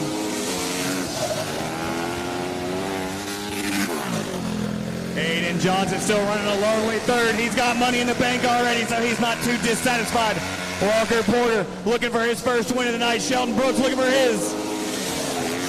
Looks like Brooks might be having a little bit of tire issues. He's spinning up a little more than usual. He might have gotten all the good out of that rear tire. Walker Porter has one more corner. Here we go. It's going to be Porter. Sheldon Brooks going to bring it home second. Aiden Johnson rounds out your top three. Walker Porter, they call him the Alabama Slammer, and he definitely made his presence known going into turn one. No contact, but definitely aggressive, but that's what we like to see in short tracking. Up next, Hooligans.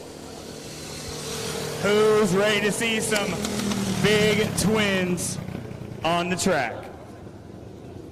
Ben Ludlow on the lonely Triumph out there with, we got a field of Harley Davidsons. If we got any Harley fans in the house, now's the time, because it's a 4-versus-1 battle. Let's see where Ludlow wants to start. He's usually really strong on the starts. He's going to the inside. He said he's going to take the fight from the inside and the outside. Ron Wood on the number 88 and Georgie Price on the 64. Those three are going to be my unbiased picks for tonight. It's going to be spicy.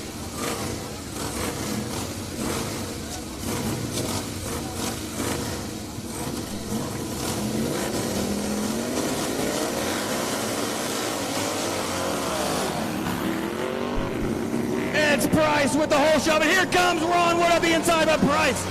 He's a big boy. He got the power down. Oh, Ludlow looks to the inside. Ron Wood holds it on just a little bit longer.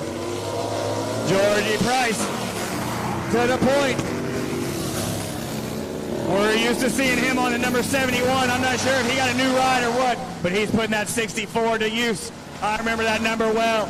A good friend of mine, Aaron Kramer, rode to 64 with pride. Ron Wood right on the back tire.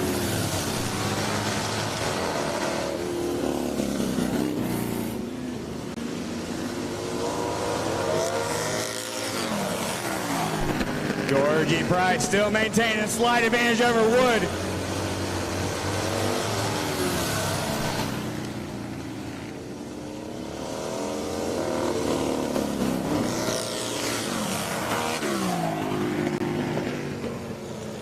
Blue flag is out. Let's see if he moves out of the way.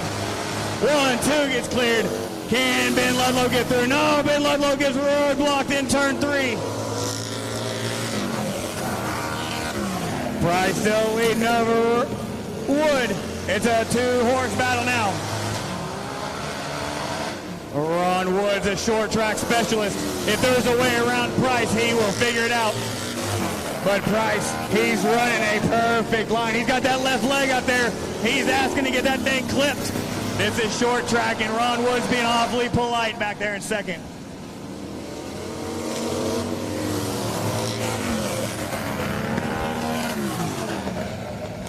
Oh, up the inside. Oh, we got a lapper in the way. We didn't get the blue flag out. They both made it through cleanly. Boy, that was tight. Looks like 2 to go.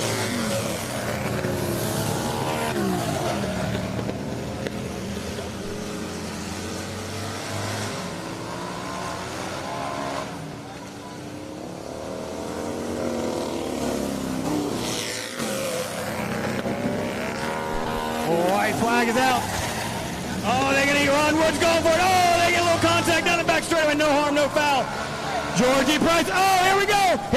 Ron Wood tucks the front, saves it. Georgie Price with the win. Oh, man. Woo! Harley Davidson's 1-2. Ron Wood, he threw everything but the kitchen sink at it.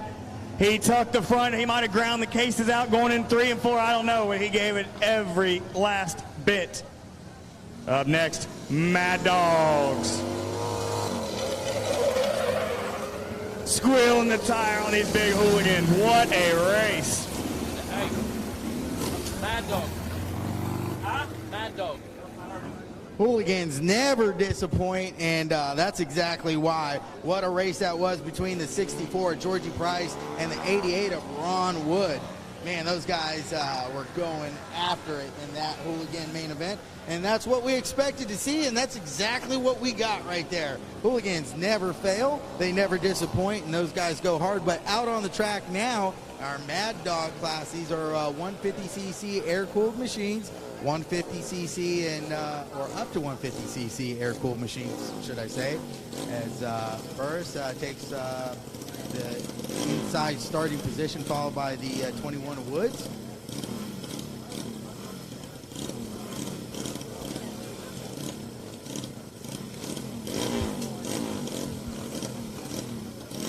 This should be a fun main event. Watch. These are really fun motorcycles. This is the go-kart class of flat track right here. These Mad Dog bikes are motorcycles that just about anybody can ride at any skill level. Go out and feel like they're a whole lot better than it actually may be. But doesn't mean that these guys don't have a lot of talent. Because they do, as the 17 of Burris gets the whole shot. Burris out front, leading on lap number 1, followed by the 21 of Aaron Woods. That 21's not a number plate you want to see behind you come main event time. But the 17 doing a fantastic job of being out front. We got some good racing going on here for the 4th position. Got 2 riders going for it, the 72 and the 13. That's Justin Hall in the 13 and Tim Norris. Oh, they get into it, and somehow both stay up.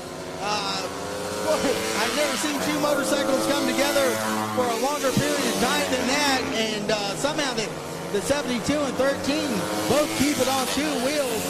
I was just talking about what a battle that was for the 4th position, but back out front, the 17 of Burris stretching the lead out over the 21.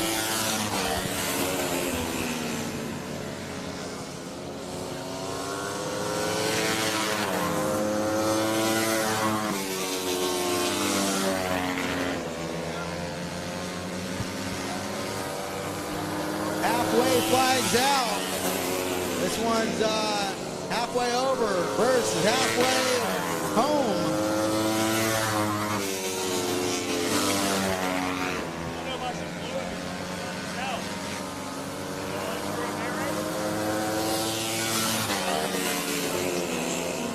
Burris, your leader, followed by the 21 of Woods. And the number 10 of Abbott in 3rd.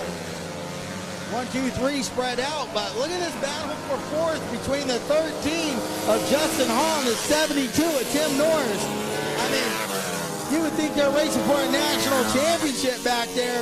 They're side by side, bumping and banging. 2 laps to go. As the 13 of Hall gets the better of Norris. Norris slows the groove a little bit, allowing the 13 to get away. And here comes Burris on the outside, trying to get around lap traffic. Checkered flag for the 17 of Burris, your big Mad Dog winner, followed by the 21 of Aaron Woods and the number 10 of Abbott. But how about that battle over 4th between the 13 of Justin Hall and the 72 of Tim Norris, with Justin Hall getting the better of that battle.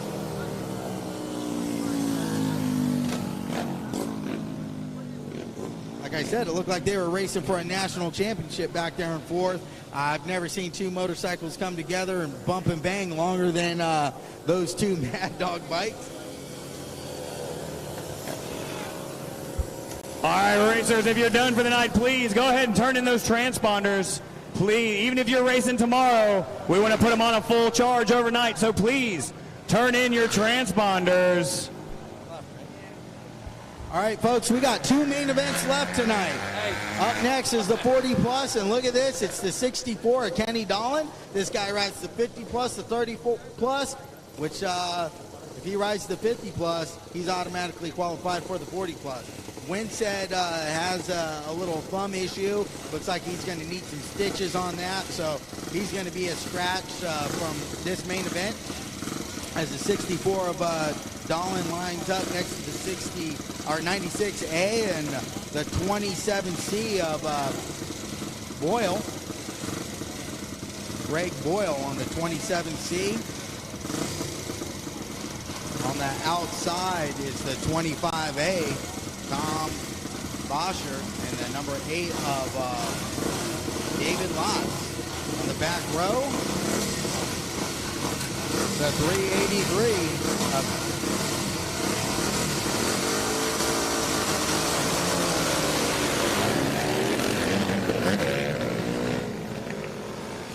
Greg Boyle with a hole shot, leads him down the backstretch, but here comes Kenny Dahlin in second, followed by the 96 of Ryan Boano.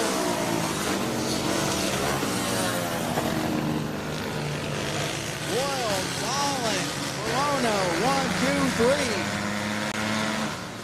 3. Tennessee, New York, Pennsylvania is the running order in this 40-plus class. It's Dahlin. Looks for a way around the 27, tries the high-low move. Can he make it work going into 3? No. Boyle shuts the door on 64 of Dahlin. Dahlin says, I'm going to try that move again as he tries to square up the 27. Doesn't get as good of a run this time. Boyle out front with the 64 all over the rear tire of the 27. Ken Dahlin on the 64 find a way past the 27 of Boyle. Halfway flags out, halfway home.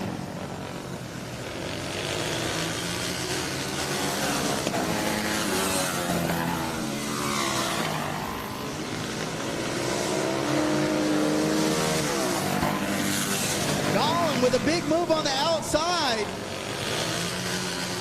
Doesn't make it stick, but wow, what a good job Dahlin's doing, trying to get by the 27 of Boyle, but Boyle maybe even doing a better job than Dahlin, holds him off, and here comes Dahlin on the inside down the back straightaway. Still doesn't find a way past. As we close in on lap traffic, the blue flag is out. Boyle and Dahlin get by clean, and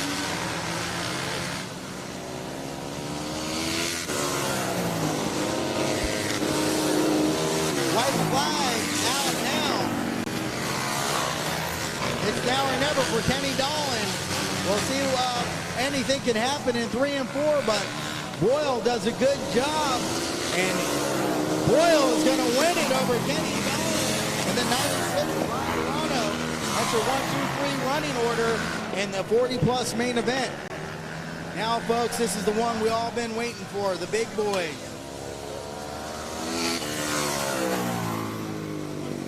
Open Pro main event coming to the line next. This is the one we all want to see.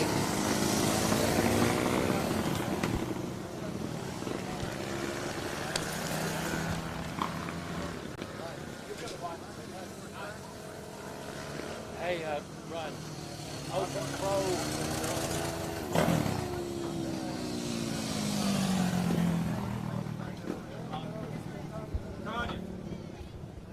Attention in the pits, if you are done racing, bring your transponder up to the scoring tower. Bring your transponder up to the scoring tower if you are done racing for the night.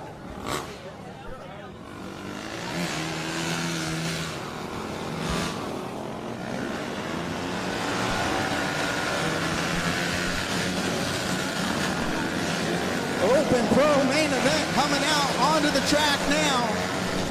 This is the one we all want to see. You got that Dash or Cash or any of those heat races were action-packed earlier tonight. Well, you're going to be in for a real treat because this is going to be a good one right here.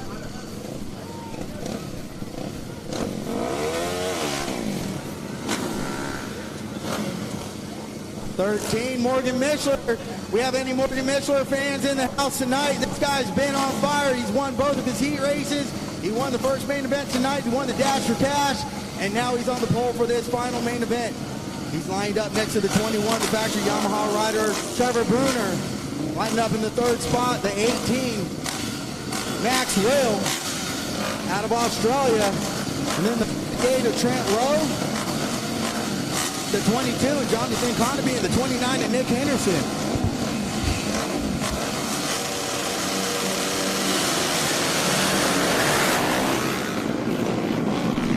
It's Trent Lowe with a hole shot. Trent Lowe out front, followed by the 20. No, it's Dan Bromley in second. Bromley in second.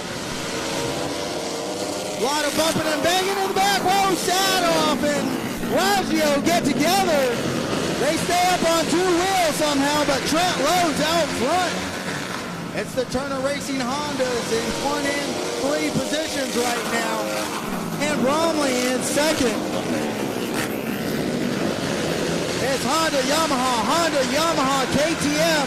That's the top 5 running order right now. It's Trent Lowe, last year's big main event winner, out front here again tonight. Can he keep it together? The top 5 are nose to tail.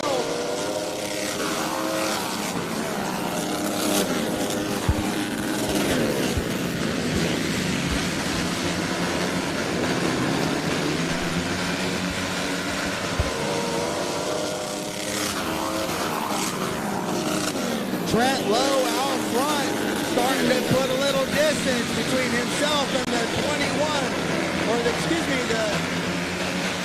second place rider, Dan Bromley on the 29.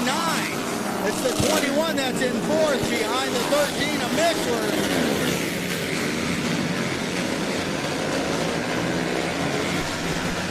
Trent Lowe making it look easy out front as he extends his lead. Looks at a 3-second lead over second to Dan Bromley. Halfway flags out this time by.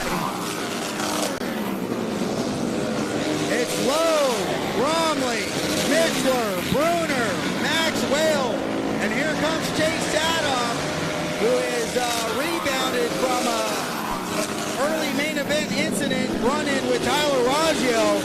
Sadoff has caught the back of this top 5 pack, and Bruner putting a big move on Michelin. Bruner looking for a way passing. Look at this. Michelin moves Bromley out of the way to move into second. It's Turner Racing Honda's 1-2, followed by Dan Bromley on a Yamaha and Trevor Bruner on a Yamaha.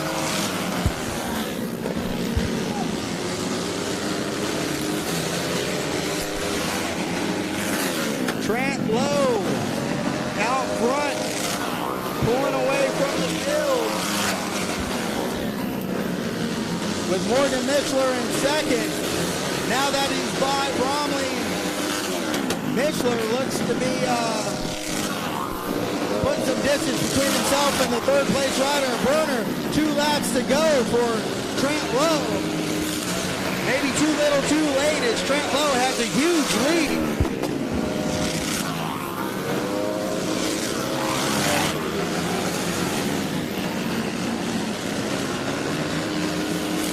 Trent Lowe, turn 4 for the final time, gets a little look over his shoulder, puts it up on the rear wheel. Trent Lowe, Morgan Michelin, Trevor Bruner, Bromley, Chase Sadoff, Maxwell, Conaby, Tyler Raggio, Aiden Brown, and Cameron Smith. Your running order in tonight's Upper Pro main event.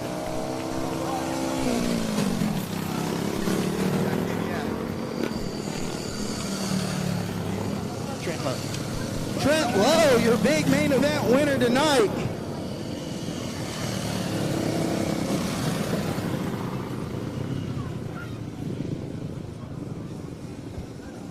Let's put your hands together for the number 48 on the Turner Racing Honda.